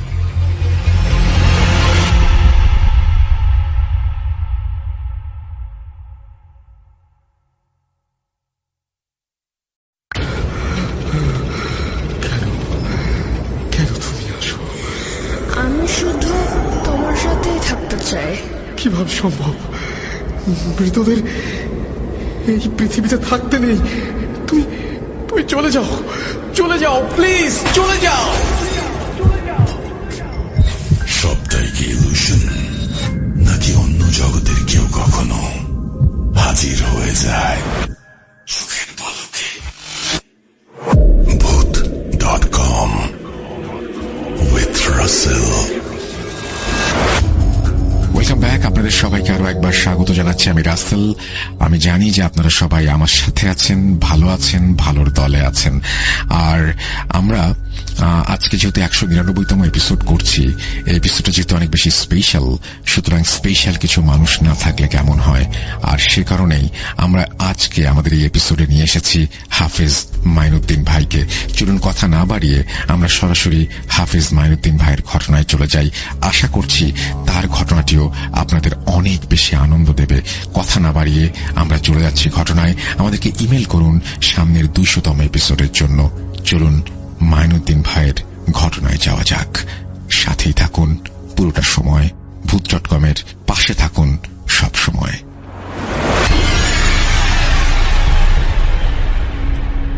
আসসালামু আলাইকুম। রাসূল ভাই আলহামদুলিল্লাহ ভালো আছি, আশা করি আপনিও ভাইয়া ভালো আছেন। আমার দ্বিতীয় ঘটনাটা বেশ অল্প কয়েকদিনের, সপ্তাহখানেক হয় নাই। তো আমরা সিলেটে গিয়েছিলাম। সিলেটে একটা হোটেলে যখন উঠি, সেই হোটেলের মধ্যে কিছু ঘটনা ঘটেছিল। আমরা ঢাকার থেকে রওনা দিয়েছি এবং সেই হোটেলে উঠলাম। ওঠার পরে আমরা ঢাকার থেকে কিছু খাবার নিয়ে গেছি সাথে করে। তো এই হোটেলে যখন আমরা ফ্রেশ হব, একটু বাহিরে যাব, খাবারগুলো একটা টেবিলের মধ্যে আমরা খুলে রেখেছিলাম যাতে নষ্ট না হয়। তো পরবর্তীতে সে খাবারগুলো আমরা সুন্দর করে টেবিলে গুছিয়ে রেখে ঘর তালাবদ্ধ করে আমরা বাহিরে গেলাম। ঘন্টা 2 পরে আমরা হোটেলে আবার ফিরে আসলাম। এসে দেখি হোটেলের কিছু সমস্যা দেখা দিল। সেটা হচ্ছে খাবারগুলো আমাদের এলোমেলো, অনেকগুলো খাবার খেয়ে ফেলেছে কে যেন। গোশত ছিল না, হাড়গুলো ছিল না, খাবারও কিছু কমে গেল। বিশেষ করে আরো কিছু ঘরের সমস্যা ছিল, চাদর বিছানাগুলো এলোমেলো। এবং সবচেয়ে বড় যেটা আশ্চর্য হলো যে আমরা ক্লিনারকে বলেছিলাম ঘরটা পরিষ্কার করবার দেবার জন্য, কিন্তু ঘরটা পরিষ্কার তারা করে নাই। আমরা এসে ওই রকমই একটা ময়লা পড়া ছিল, ধুলোবালি ছিল। এবং এর পাশাপাশি একটা জিনিস হচ্ছিল, সেটা হচ্ছে যেটা বহু পুরাতন কবর ভাঙলে একটা বিশ্রীত গন্ধ বের হতো, একটা ভয়ঙ্কর একটা খুশবু বের হয়, মানে খারাপ, যেটা ভালো নয়। কেমন বুদগুটে একটা গন্ধ। তো আমরা ওইটাই ঢোকার পরে ঘরটা ধুলোবালি ভরা, খাবার এলোমেলো, খাবারটা অনেকগুলো খেয়ে ফেলা, এবং ঘরটার মধ্যে একটা বিশ্রী কেমন একটা গন্ধ। তো সব মিলে আমাদের একটু অবাক করবার মতো ছিল যে ঘরে প্রবেশ কে করেছিল। চাবি তো তালাবদ্ধ করা এবং রেস্টুরেন্টেই দেওয়া। পরবর্তীতে আমরা কল করি হোটেলের কর্তৃপক্ষের কাছে এবং আমরা প্রশ্ন করি যে ঘরটা থেকে প্রবেশ করেছিল। তাদের একজন লোক আসে, এসে সব দেখে। আমরা এটাও বলেছি ঘরটা কেন পরিষ্কার করে দেওয়া হলো না, এবং আমাদের এখানে খাবার ছিল। তোরাও একটু ভেবাচে করে বললো এটা এমন তো হওয়ার কোনো কথা নয়, এটা তো কোনোদিন হয় না। ঠিক আছে, আমরা একটু দেখছি বলে এরপরে আর কোনো সংবাদ তারা আমাদেরকে দেয় নাই। তারপর আমরা ছিলাম। যেটা সবচেয়ে বড় আশ্চর্য, আমি যখন প্রবেশ করেছিলাম তো ঘরটা কেমনই যেন মনে হচ্ছিল যে একটু বিদঘুটে হয়তো বন্দি করা, শ্বাস প্রশ্বাস নিতে কষ্ট হয়। যদিও জানালা সবকিছু বাতাস সবই ঠিক ছিল, তারপরেও নিজের কাছে শ্বাস বন্ধের মতো ঘরটা ছিল। দম বন্ধ নেওয়া কষ্ট, থাকাটা খুব অস্থিরতা, ভালো লাগে নাই। এবং আমি বিশেষ করে আমি তো জিন ঘরে থাকলে আমি বলতে পারি যে ঘরটাতে জিন আছে। আমি এরকম একটা অনুভব করে আমি কিছু বলেছিলাম যে ঘরটা আমার কাছে সুবিধা মনে হচ্ছিল না। তো এটাও নিয়ে আমাদের অনেক হাসাহাসি হলো যে আপনি তো যেখানে যাবেন এরকমই বিষয়টা আপনার বলতে হবে, কারণ আপনি তো এইগুলো নিয়ে পারদর্শী। তা আমরাও বললাম না, তারপর বলছি ঘরটা আমাদের কাছে সুবিধাজনক মনে হচ্ছে না, তারপরে থাকবো, দেখি কি হয়। যদি এরকম কোনো ঘটনা হয় তাহলে অবশ্যই আমি এটা সবাইকে শেয়ার করব ভূত.com এ। এ নিয়েও আমাদের অনেক আনন্দ হয়েছিল ভাইয়া। কিন্তু মূলত ঘটনা সত্যি হলো যেটা, আমরা সন্ধ্যার পরে মাগরিবের পরে যখন নাস্তার আয়োজন করেছি, খুব খাবার দাবার সব আমরা বসেছি। মাগরিবের নামাজের পরবর্তীতে আমরা একটু চা নাস্তার আয়োজন করেছি। আমাদের সাথে আরো কিছু গেস্ট ছিল, ওরাও খুব আমাদের সাথে বসলো। ওই মুহূর্তে আমাকে একটা লোক শুধু এইটুকুই বললো যে আমরা চা নাস্তা খাওয়ার পরে বাতিটা বন্ধ করে দেব। বাতিটা বন্ধ করে দিয়ে আপনি যে ঘটনাগুলো ভূত.com শেয়ার করেছেন আমাদের কাছে খুব আনন্দ লেগেছিল, ভয় লেগেছিল। আজ ওই রকমই আমাদেরকে নিয়ে একটু আলোচনা করবেন যা আমাদেরকে খুব আনন্দ দেবে। এবং রাসেল ভাইয়া বিশেষ করে আপনার অনেক প্রশংসা শুনেছি সবার মুখে। এখানে আমাদের অনেক অনেক ভক্ত, আপনার শ্রোতাদের অনেক কিছু আমরা জেনেছি যে ভূত.com এর ভালোবাসার অনেক মানুষ সিলেটে আছে। তো এটাও ভালো লাগলো শুনে। তো বিশেষ করে আমরা এই কাজটা করব। কিন্তু ভয়ঙ্কর ঘটনা যেটা হয়েছিল যখন আমরা লাইট বন্ধ করেছি, ঘটনাটাগুলো আমরা একটু বলবো। যে আমি ভূত.com এ রাসেল ভাইয়াকে কি কি ঘটনা শোনাতাম, রাসেল ভাইয়া সমস্ত শ্রোতাদেরকে এইভাবে ঘটনাটা বলতো, শেয়ার করতো। ভূত.com আমাদের সবাইকে আনন্দ বা ভয় ভীতি কিভাবে দেখাতো, একটু খুব মজায় করে গল্পটা বলছিলাম তাদেরকে। তো মুহূর্তের মধ্যে একটা আওয়াজ এলো, শব্দটা হলো চুপ থাকো। তখন আমরা সবাই সবার দিকে তাকালাম যে কথাটা কে বলেছে। যখন বলছে চুপ থাকো, আমরা একটু অবাক হইলাম। তখন সবাই চুপই হয়ে গেলাম।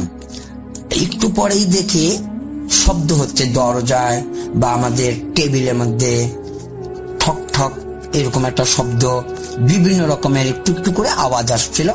তো এইটা নিয়ে আবার একজন বলল যে ভূত.com এর লোক যখন সিলেটের মধ্যে, তখন অবশ্যই ভূত.com এর ভূত এখানেও চলে এসেছে। আমরা আবার বললাম চুপ থাকতে বলেছে, তো আমরা কিছুক্ষণ চুপ থাকি, দেখি না ঘটনাটা কি ঘটে। তো অবশ্যই অবশ্যই সেখানে জিন ছিল ভাইয়া, যেটা আমরা আস্তে আস্তে রাত 9টা 9:30 বুঝতে পেরেছি। যখন আমরা সবাই নিশ্চুপ হয়ে যাকে বলেছি যে আপনারা যে যেমনটা পারেন, দুরুদ শরীফ হোক, সূরা ফাতিহা হোক, বা যে যেটা পারেন আপনারা আস্তে মনে মনে মনে মনে পড়তে থাকেন। হয়তো আল্লাহ চাহে আমাদের চোখের মধ্যে কিছু দৃষ্টি দেখা দিতে পারে। তো ঘটনাটা সত্যি তাই হলো। সেখানে আমরা অনেকগুলো লোক ছিলাম, তো প্রায় এখান থেকে 3-4 জন লোক এই ঘরের ভিতরে একটা জিন ছিল তারা দেখেছে।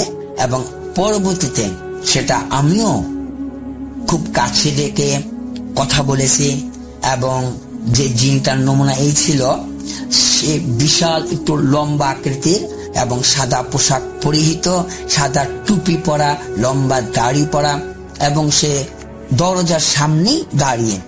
তো বিশেষ করে সবাই একটু খুব ভয় ভীতিতে নিশ্চুপ হয়ে, অনেকেই তো চোখ বন্ধ করেই ছিল, আবার যারা কিছু কিছু একটু সাহসী ছিল, যে গ্রামগঞ্জে অনেক জিন দেখা, তারা একটু চুপ হয়ে কিন্তু তাকিয়েছিল এবং আমাকে ইশারা করছিল যে ওইখানে দাঁড়ানো, আমি কিছু দেখতে পাচ্ছি।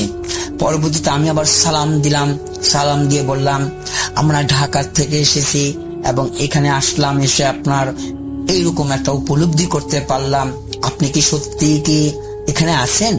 তখন আমাদের সাথে শেয়ার করলো যে চুপ থাকো বলেছি, অর্থাৎ এখানে কথা বলা যাবে না। তখন আমি বুঝলাম ওকে, এখন উনি হয়তো কোন ইবাদতে আছেন বা উনি হয়তো ধ্যানমগ্ন আছেন। আমরাও সবাই তখন আর কোনো কথা না বলে চুপ হয়ে গেলাম। পরবর্তীতে সেটা হচ্ছে আমাদেরকে শুধু এটুকুই বলে গেল, কাল সকালে চলে যেও সবাই, এখানে তো আমরাই থাকি। তখন ওই কিছুক্ষণে মুহূর্তের জন্য সে চলে গেল, তাকে আর দেখিনি। এবং আশ্চর্য হলো, যাবার বেলায় উনি যখন চলে গেল আমাদের বাতি কিন্তু নিভানো ছিল, কিন্তু ফ্যান এবং লাইট দুটোটাই নিচ থেকে চালু হয়ে গেল, এবং দরজাটা যে আমাদের একটু ভিড়ানো ছিল যেন বাহিরের আলোটা আমাদের এখানে না আসে, যদিও পুরো বন্ধ করা হয় নাই, কিন্তু দরজাটাও পুরো খুলে গেল। তখন বললাম ঠিক আছে, উনি চলে গেছে, এখন আমরা কথা বলতে পারি। তো এই বিষয় নিয়ে সবাই আমার কাছে কিছু প্রশ্ন করেছিল, যে যে জিন আসলো আপনি তাকে কিছু কথা বললেন না বা কিছু বললেন না। বললাম এখানে আসছে এবং হয়তো উনিও খুব ইবাদতে ছিলেন, ধ্যানমগ্ন ছিলেন, যা হয়তো বারবার বলছিল চুপ থাকো, তাই আমরা কোনো কথা বলিনি। আজ রাতে আমরা বসবো এবং অবশ্যই অবশ্যই উনি যদি একজন ধার্মিক জিন হয়ে থাকে, ইবাদতকারী জিন হয়ে থাকে, তাহলে রাত্রে আবারও আমাদের কাছে আসবে এবং আমাদের সাথে কথা বলবে। তো এই আগ্রহটা নিয়ে সবাই জেগেছিল। ওই রাত্রে কেউই ঘুমায়নি, যদিও সবাই খুব ক্লান্ত ছিলাম। তো আমরা রাত্রে 12টা, 12:30টায় খুব আগ্রহ নিয়ে সবাই উজু করে, আতর খুশবু মেখে, খুব ইবাদত বন্দিগি করে, যেমন 2 রাকাত করে আমরা নামাজ পড়েছি এবং বসে একটু ইবাদত জিকির করেছি, মিলাদ কিয়াম করেছি এবং বসে বসে তার কথা স্মরণ করতেছিলাম যে এখন যদি উনি আসেন আমাদের কিছু প্রশ্ন করা থাকবে, আমরা কিছু প্রশ্ন বা কিছু কথা বলবো। অথবা অনেকে বলতেছে জিন জাতি তো আমাদের কিছু দিয়ে থাকে মানুষকে উপহার, আমি হয়তো তাকে পেলে আমি কিছু জিনিস চাইবো। এই নিয়ে আমরা একটু হাসলাম। পর মুহূর্তেই দেখি সত্যিকার কিছুক্ষণের জন্য, অর্থাৎ 12:45 বা 12:50 উনি আবারও আসলেন। এবং যখন উনি আসলেন তখন এক অদ্ভুত খুশবুতে ভরে গিয়েছিল, খুবই সুঘ্রাণ ভরে গেছিল। এবং এইখানে যারা বলেছিল যে জিন জাতি তো উপহার দিয়ে থাকে, সত্যিকার অর্থে আমাদেরকে গোলাপ ফুল, অনেকগুলো গোলাপ ফুল দিয়ে গেল এবং এটুকুই বলল তোমরা অবশ্যই অবশ্যই ইবাদত করবে, বেশি বেশি আল্লাহর জিকির করবে, দুরূদ পড়বে এবং তোমরা সবাই ভালো এবং এইভাবেই ভালো থাকবে। বিশেষ আর কোনো কথা না বলে আমাদের টেবিলের মধ্যে কিছু বিস্কিট রাখা ছিল, আমরা কোক এনে রেখেছিলাম, বিস্কুট রেখেছিলাম, রাত্রে একটু খাবো বলে। ওইখান থেকে দেখি অনেকগুলো তারা বিস্কুট আর কি খেয়ে ফেলেছে। এখন এই বিষয়টুকু অল্প সময়ের ভিতরে আমাদেরকে ভূত.com এর অনেক ঘটনা আমাদের মনে করে দিল এবং আমরা খুব আনন্দ পেয়েছিলাম। সত্যিকার অর্থে ভূত.com, রাসেল ভাইয়া, আপনার এই অনুষ্ঠানটি সত্যিকার অর্থে সত্য একটি ঘটনা নিয়ে আপনি তৈরি করেছেন এবং সিলেটের মধ্যে আমাদের বেশ কিছু লোক আমাদের ঘটনাগুলো সত্যিকার দেখে বলছে ভূত.com এর ঘটনাগুলো সত্যি, ঘটনাগুলো নিয়েই তৈরি করা, যে ঘটনা ঘটে সত্যিকার বাস্তবিক তাহা নিয়েই রাসেল ভাই এটা পরিচালিত করেন। তাই ভূত.com অবশ্যই বলবো সবার মাঝে সব সময় চালু থাকবে, আনন্দ ভয় দিয়ে যাবে এবং ভালো দলের থাকবে। রাসেল ভাইয়া যেমন আমাদেরকে অনেক একটি সত্তর পথ জিন জাতি বা ব্ল্যাক ম্যাজিক মানুষকে ভালো মন্দ অনেক কিছু জীবন বয়ে আনে, শিখিয়ে আনে, বা ভূত.com আমাদেরকে অনেকটাই উপকৃত করেছে।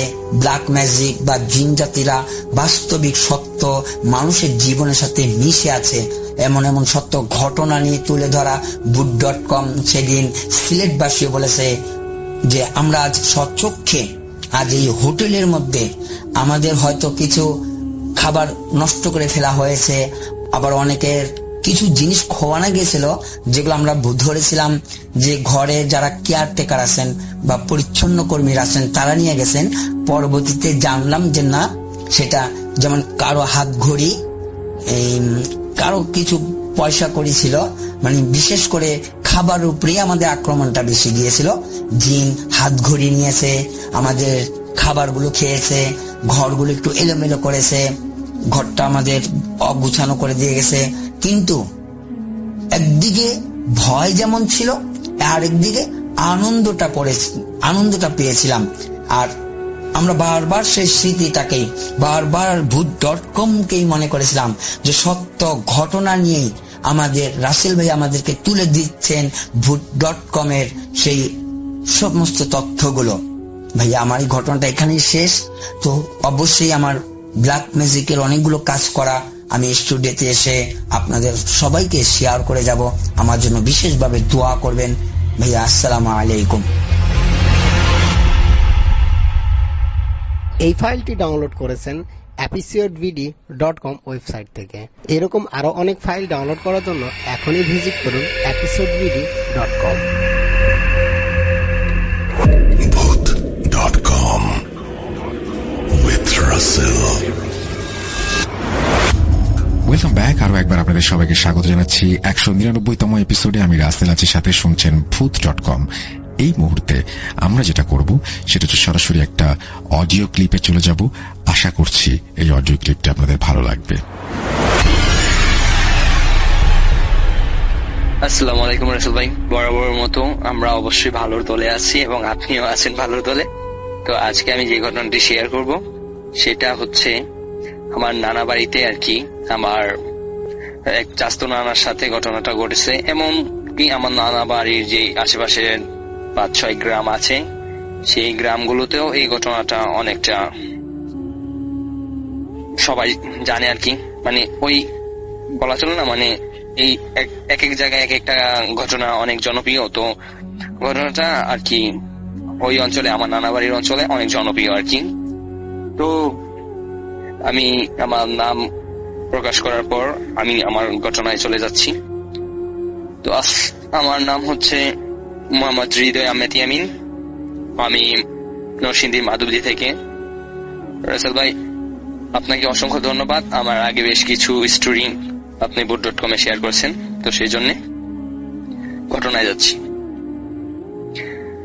ঘটনাটা ঘটে আমার চাস্তো নানা, ওনার নাম হচ্ছে আঞ্জু মিয়া। তো আঞ্জু নানার সাথে ঘটনাটা ঘটে। ঘটনার সময়কাল 1980 শতকের দিকে কিংবা 70।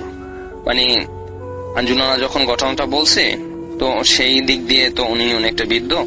তো ওনার ঘটনাটা মানে সময়কালটা আর কি তেমন একটা মনে ছিল না, কিন্তু অন্যান্য মানুষের কাছ থেকে ঘটনাটা আরো স্পষ্ট ভাবে আর কি জানতে পারছি যেটা, তো সেটাই এখন শেয়ার করছি। আঞ্জু নানা যখন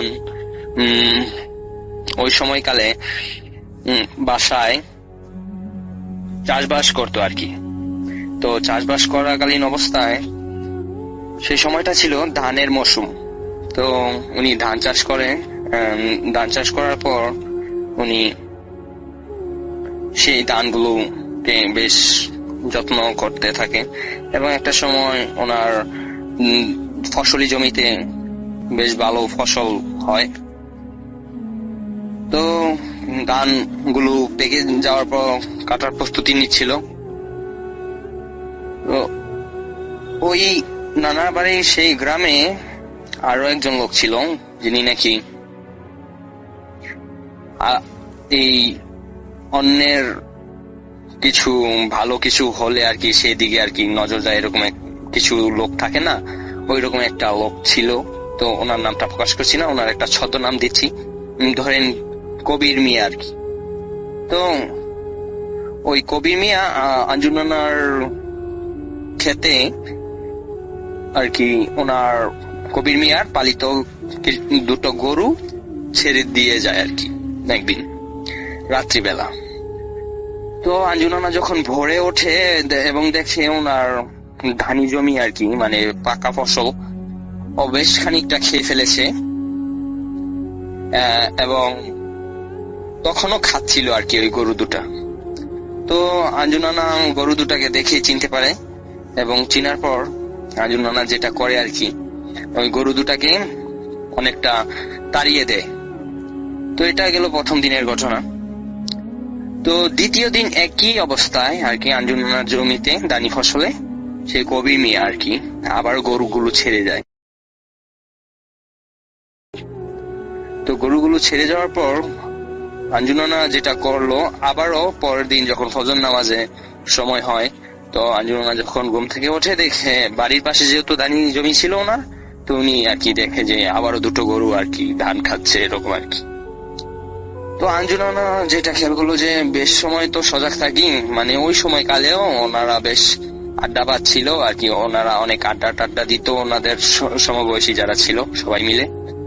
তো উনি প্রায় ওই সময়কালে আর কি রাত 12টা-1টার দিকে ঘুমাতো। তার মানে 12টা-1টার পরেই আর কি গরুগুলো ছেড়ে যায় এখানে। তো যেটা হয় আর কি আঞ্জু নানা এবার কবির মিয়ার ওই গরুগুলাকে খুব ভালো করে আর কি মারে। তো মারার পর গরুগুলোর চোখ দিয়ে আর কি পানি পড়ছিল এমনটা। তো সেই গরুগুলোকে আর কি খোয়ারে দিয়ে দেয় আর কি। তো সেই খোয়ার থেকে কবির মিয়ার অনেক টাকা লাগে সেই গরুগুলোকে নিয়ে যেতে তার বাসায়। তো কবির মিয়া সেখানে অনেক টাকা দিয়ে সেই গরুগুলোকে নিয়ে যায় এবং আঞ্জু নানা খুব যখন ওই গরুগুলোর উপরে ছাড়ে তখন একটা সময় আর কি ওই কবির মিয়ার বাড়ির উঠানে দেখে যে কবির মিয়া ওই গরুগুলোকে আর কি মলম জাতীয় কিছু একটা লাগাচ্ছিল শরীরে। তো আঞ্জু নানার এত পরিমাণ রাগ হয়েছিল যে ওই গরুগুলোকে এইভাবে মারে যে ওই গরুগুলার শরীরের চামড়া পর্যন্ত আর কি ছিলে যায়। তো সেখানে আর কি মলম লাগাচ্ছিল এবং কবির মিয়াও কাঁদছিল, গরুগুলো কাঁদছিল আর কি এরকম। তো আঞ্জু নানা আর কি উনি এই জিনিসটা ফিল করলো যে হ্যাঁ ঠিক আছে, এখন আর কবিরের গরু আসবে না, কবিরের একটা উচিত শিক্ষা হয়েছে। তো যেটা হয় আর কি এই আঞ্জু নানা একটু নিশ্চিন্ত হয়ে সেদিনের মতো বাসায় চলে আসে এবং বাসায় চলে আসার পর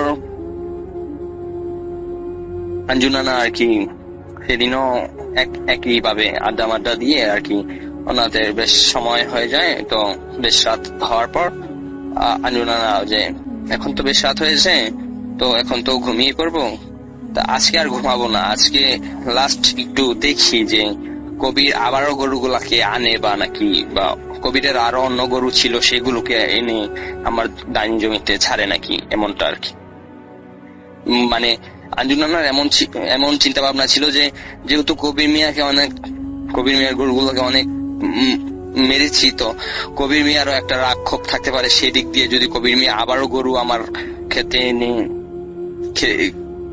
ছেড়ে দেয় তাহলে তো ওই গরুগুলো আমার দানি জমি খেতে শুরু করবে, তো সেদিক দিয়ে আমার অনেকটা লোকসান হবে। তো আজ হাতে নাতে আর কি কবির মিয়াকে এবং কবির মিয়ার গরুকে ধরব, আজ আর ঘুমাবো না, এরকম একটা সিদ্ধান্ত নিয়ে আঞ্জু নানা ওইখানে আর কি ওনার বাড়ির আঙিনায় থেকে আর কি মানে দেখা যাচ্ছিল একটা গাছের নিচে বসে চাঁদনি রাত ছিল ফর্সা, তো চাঁদের আলোতে ফসলি জমিটা স্পষ্ট দেখা যাচ্ছিল বেশ।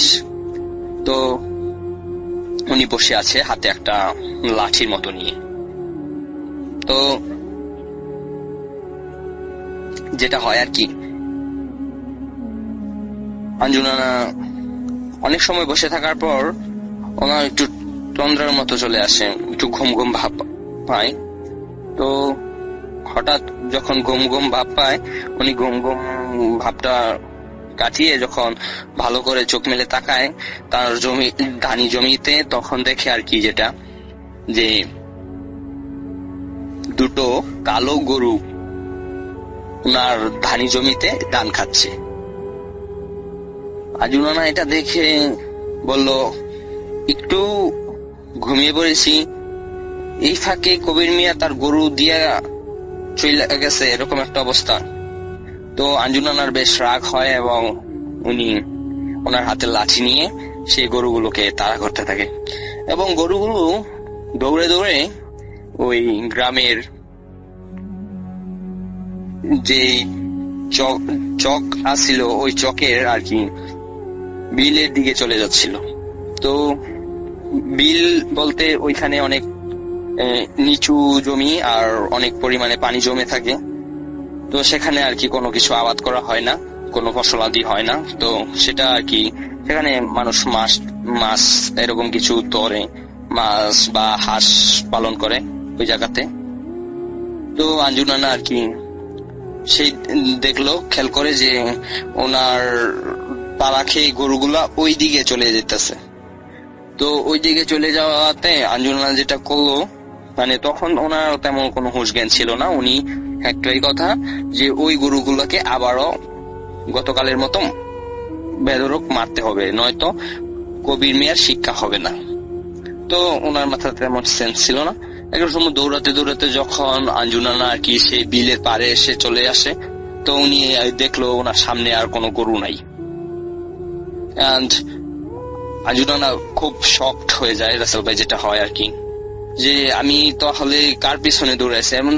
এমন না যে গরুগুলা অনেক দূরে দৌড়াচ্ছে, জাস্ট গরুগুলা আর কি আঞ্জুনানার কাছ থেকে নাকি 10-15 হাত দূরে দৌড়াচ্ছিল এবং চাঁদের আলোয় স্পষ্ট গরুগুলোকে দেখা যাচ্ছিল। কিন্তু আঞ্জুনানা মানে মানুষ দৌড়ায় বা যাই করে চোখের পলক ফেলে না, মানে চোখের পলক ফেলতে না ফেলতে দেখে সামনে কিছু নেই, মানে ওই গরুগুলো একদম বেনিস্ট।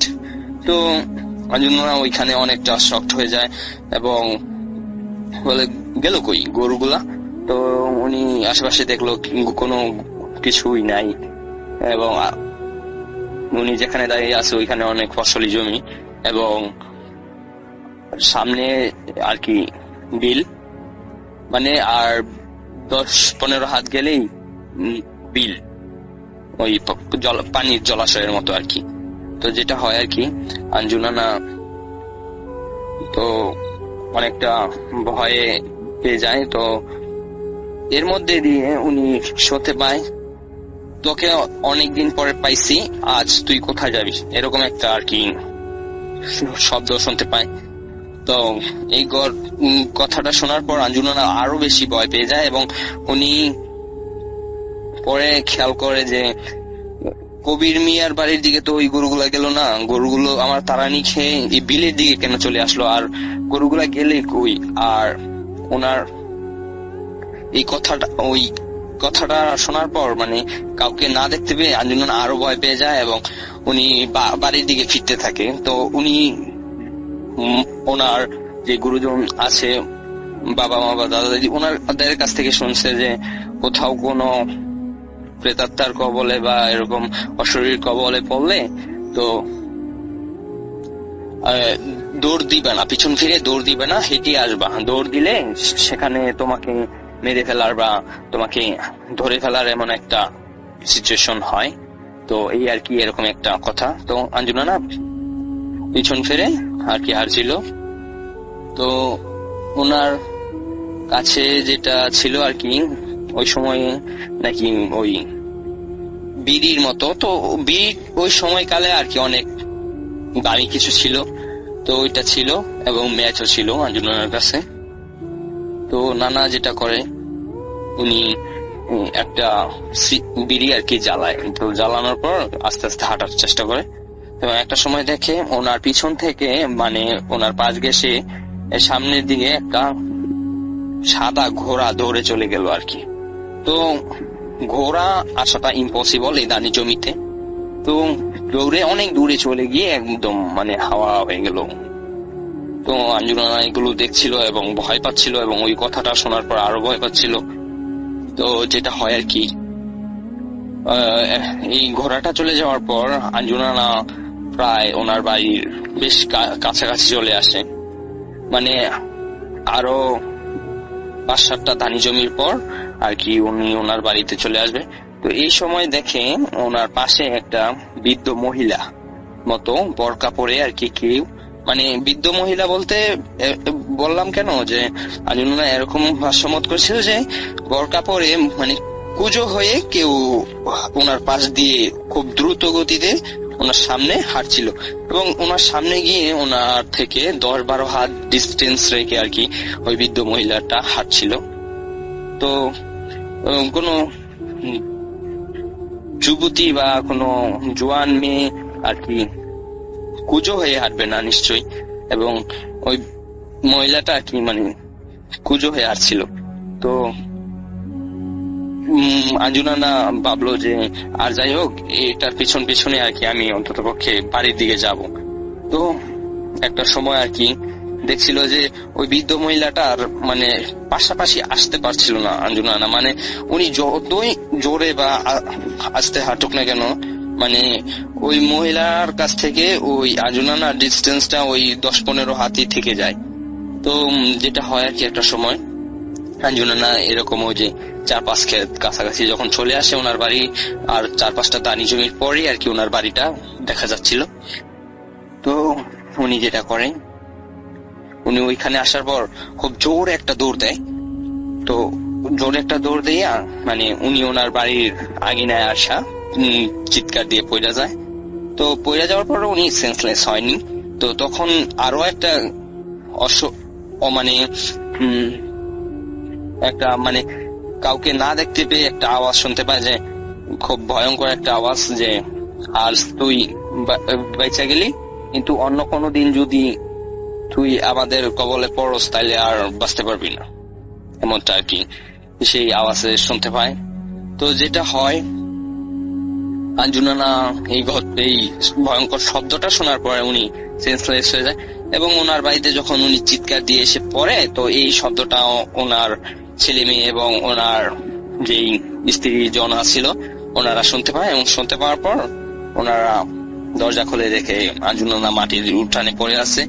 তো ওনাকে ঘরে নিয়ে যায় এবং পরের দিন সকালে যখন ওনার সেন্স ফিরে, তো যখন ওনাকে এই সব ব্যাপারে জিজ্ঞাসা করো যে কেন তুমি এইভাবে চিৎকার দিয়ে বাড়িতে পড়ে গেলা বা কি হয়েছিল তোমার, তো আঞ্জুনানা যেটা বলছে যে এই ঘটনাটা পুরোপুরি আঞ্জুনানা সবার সাথে শেয়ার করে এবং এরকম 4-5 গ্রাম এই ঘটনাটা একদম রটে যায়। এবং ওই সময় আর কি এই ঘটনাটা, এবং কি এখন পর্যন্ত অনেক মানুষ এই ঘটনাটা জানে ওই এলাকায়। তো এই ঘটনার পর আর কি আঞ্জুনানাকে বলছিল যে একটা হুজুর দেখাবে। তো সেই হুজুরের কাছে যখন নিয়ে যায়, তখন সেই হুজুর বলছে যে এটা এক ধরনের জিন, এই জিনটাকে গো জিন বলা হয় বা গো ভূত বলা হয়। মানে এরা শুধু গরুর বেশ ধরে আর কি মানুষকে দূরে নিয়ে এরকম নির্জন জায়গায় নিয়ে মেরে ফেলে বা কাদা মাটিতে পুঁতে ফেলার পর একটা সময় শ্বাস প্রশ্বাস বন্ধ হলে মানুষটা মারা যায়, এরকম একটা জিন। তো তাদের কবলে আর কি নাকি আঞ্জুনানা পড়ছিল। তো সেই হুজুর যেটা বলে যে হ্যাঁ ওনার কোনো সমস্যা নেই, ওনাকে আর কি কোনো কিছু আসর টাসর করে নাই, বাস্ট ওনাকে নিয়ে আর কি মেরে ফেলার বা এরকম কোন একটা কিছু ছিল। তো ওই কালো বরকা পরিহিত মহিলাটা হোক আর যাই হোক ওনাকে হেল্প করে, মানে ওই অশরীরী হোক বা শারীরিক, মানে অশরীরী হওয়ার সম্ভাবনা বেশি। তো ওইটা যদি হেল্প না করতো তাহলে হয়তো বা আঞ্জুনানা আর কি আর বেঁচে ফিরে আসতো না, এমনটা জানায় ওই হুজুর। তো বলে ঠিক আছে আমি কিছু পানি টানি ফুলে দিচ্ছি এবং ঠিক হয়ে যাবে। তো এই ছিল আঞ্জুনানার সাথে ঘটে যাওয়া ঘটনা। যদি ভালো লাগে রাসেল ভাই তাহলে অবশ্যই শেয়ার করবেন। এন্ড আপনার ভাইকে জানাই সালাম, জানাই রাসেল ভাইকে সালাম। আরো কিছু মানুষ আছে যাদেরকে খুব মনে পড়ে। রহমান ভাই ছিল, উনি যখন প্রবাস থেকে অডিও ক্লিপ পাঠাতো তার ঘটনাগুলো শুনতে অনেকটা ভালো লাগতো। আমরা হয়তো বা তেমন একটা গুছিয়ে ঘটনা বলতে পারি না, তাই যখন আমাদের ঘটনা রাসেল ভাইয়ের অনুষ্ঠানে শেয়ার হয় তখন অনেক মানুষ অনেক মন্তব্য করে যে ভাই ঘটনা ভালো লাগছে না, এই কিভাবে কথা বলছে। আমরা হয়তো বা কথা যেমন ভাবে বলতে পারি না গুছিয়ে, কিন্তু জানি যখন রাসেল ভাই আছে তখন আস্তে আস্তে সবকিছু ঠিকঠাক হয়ে যাবে। তো খোদা হাফেজ রাসেল ভাই, এই ছিল আমার ঘটনা। আসসালামু আলাইকুম।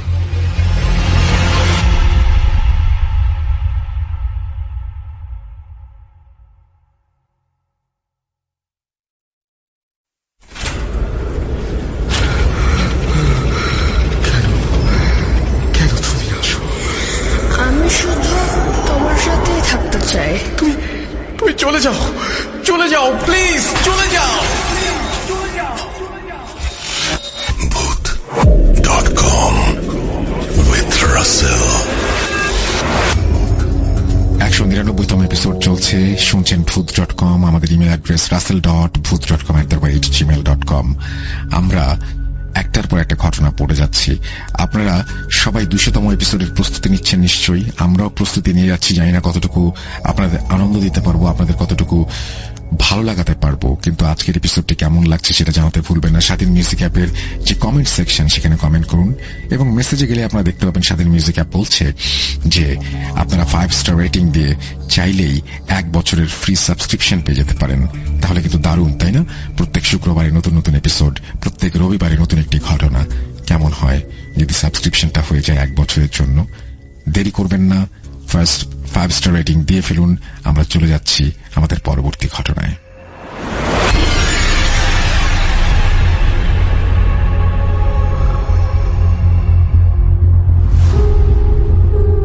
আসসালামু আলাইকুম রাসেল ভাই, আমি গাজীপুর কোনাবাড়ি থেকে আসলাম আহমেদ জয় বলছিলাম।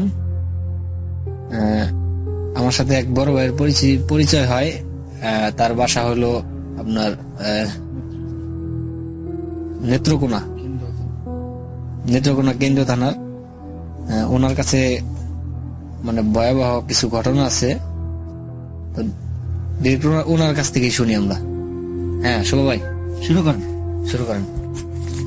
আসসালামু আলাইকুম রাসেল ভাই, আমি শিবলি আহমেদ শুভ, আর দেশের বাড়ি আপনার নেত্রকোনা কেন্দ্র থানার চিরাং ইউনিয়ন, গ্রাম চিথুলিয়া।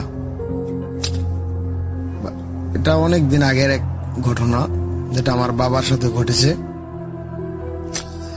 কারণ আমার বাবা তো আপনার একজন কৃষক ছিল, তার অনেক গরু টরু নিয়ে একদিন হঠাৎ করে বাড়ি, আমাদের এলাকা বাড়ি বলতে আপনার যেদিকে পানি আসে বেশি ওইদিকে মানে প্রায় 20 থেকে 30টি গরু নিয়ে ওইখানে মানে যেটাকে আমরা বলি জিরাত করতে যায়, মানে ওইখানে কৃষি কাজ করে, অনেক গরু থাকে, গরুর ফার্ম বললেই চলে।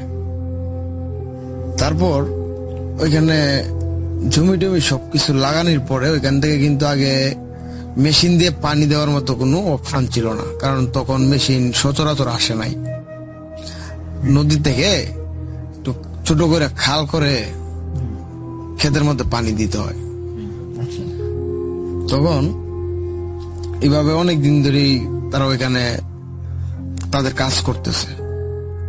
হুট করে একদিন ওইখানে আপনার আবার দিনের বেলা অনেক রোদ থাকে, তার জন্য দিনের বেলা ক্ষেতের মধ্যে পানি দিতে খুব কষ্ট হয়। তার জন্য রাতের বেলায়, কারণ তখন রোদ থাকে না, গরম লাগে না, আপনার আনুমানিক রাত 2টা থেকে 3টা দিয়ে আপনার ক্ষেতের মধ্যে পানি দিতে যায়, যাতে সকাল পর্যন্ত তারা পানি সেচা ক্ষেতের মধ্যে পানি দিতে পারে। এভাবে হঠাৎ করে একদিন রাত 3টার দিকে ক্ষেতে এক সাইডে একজন পানি দিতেছে, আবার ঠিক এর অন্য সাইড দিয়ে প্রায় এখান থেকে ওইখানে প্রায় 10 মিনিটের রাস্তা, হাইটে আসলে 10 মিনিট লাগবে, এতটুকু গ্যাপ রেখা তারা পানি দিতেছিল। তারপরে হঠাৎ করে মানে আব্বারে এক চাচার নাম হয়েছে আপনার ডিপডি, বলতেছে ডিপডি চাচা আসো ওইদিকে, পরে বলতেছে হ্যাঁ বাতিজা আছি। তাহলে তো পানি দিতে থাকো খেতে যতক্ষণ দেওয়া যায়, যতক্ষণ সকাল না হবে ততক্ষণ পর্যন্ত আমরা পানি দিব। পরে এইভাবে 2-1বার ডাক দেওয়ার পরে বলতেছে হ্যাঁ আমি আছি, চিন্তা করিস না। কিন্তু তারপরের বার একবার ডাক দিছে আব্বাই যে চাচা আসো, পরে উনি বলতেছে যে না, মানে উনি কিছুই বলতেছে না, উনি কিছুই বলতেছে না। তখন 2-3বার ডাক দেওয়ার পরে বুঝতেছে না এখানে কোনো হয়তো বা সমস্যা হয়েছে। আবার ওইদিকে ঝামেলা হয়ে অনেক কি একটা শব্দ আসতেছে, ভয়ঙ্কর যেটা শব্দটা, ওই রকম একটা শব্দ আসতেছে। দুজন মারামারি লাগলে যেমনি একটা সাউন্ড আসে এরকম সাউন্ড। পরে ক্ষেতের ওই মোড়া থেকে আস্তে আস্তে হাইটা তখন রাত নাকি বাজে প্রায় 4টা, মানে ফজরের আগ মুহূর্তে। তখন আব্বা ওই দিক দিয়ে পানির শেষ রাইখা এদিক দিয়ে আসতেছে মামার চাচারে দেখবার। হাইটা আইসা দেখে এখানে তার চাচা নাই। তখন তো মানে একবারে বেক্কেল হয়ে গেছে।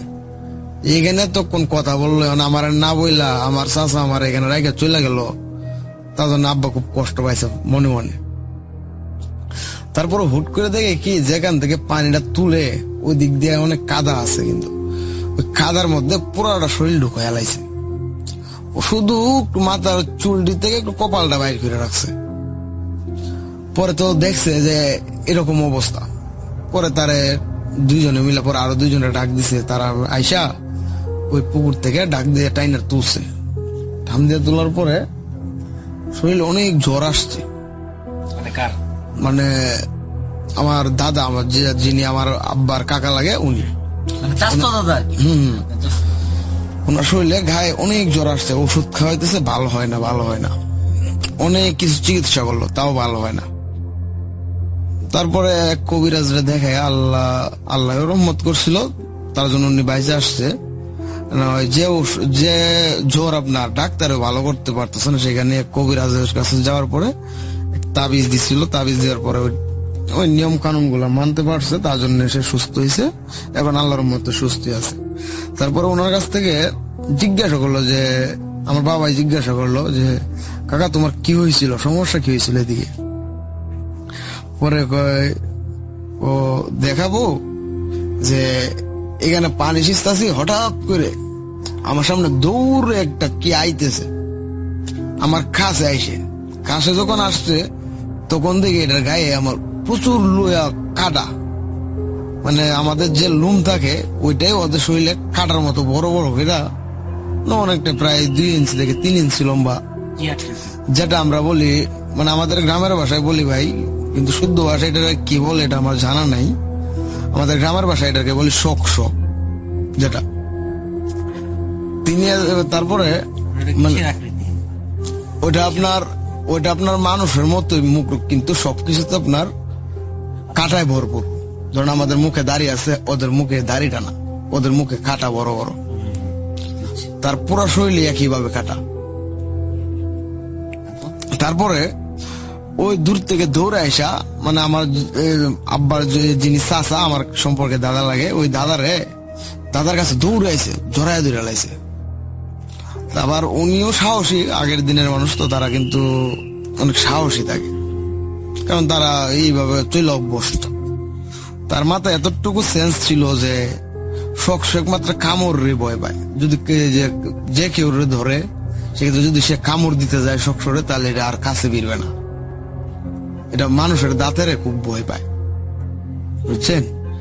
তারপর আপনার যখন আসে তখন এটার কাছে কামড়ে লাগছে। যখন আপনার জড়ায় ধরে লাগছে তখন আমার দাদা আর ছাড়তাছে না, কামড় দিয়ে ধরে রাখছে এটারে, আর সেটাও আমার ধরে লাগছে দাদাদের।